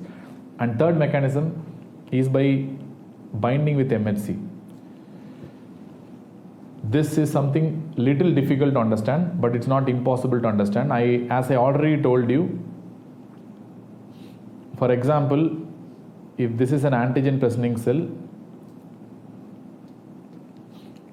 expressing self antigens, for example, this is an MHC class 2 and expressing a self antigen, and again this is an MHC class 2 molecule. Let us assume this is expressing a self antigen. What will happen is, you know very well that this follicular, T regulatory cells have a good affinity, not very strong, but a recent moderate affinity for this is the T regulatory cell for binding with the MHC class 2 and especially the self antigen, because they are primed to bind with the self antigen. So once they bind with the self antigen, which means they are always in binding with the self antigen, they have a good, not very good, but a decent and a moderate affinity for binding with the self antigen. Since they have a decent affinity for binding with the self antigen, they bind with all the self antigens expressed by MHC class 2, which means this self antigen is not available for this self antigen is not available for binding with self-reactive T cells.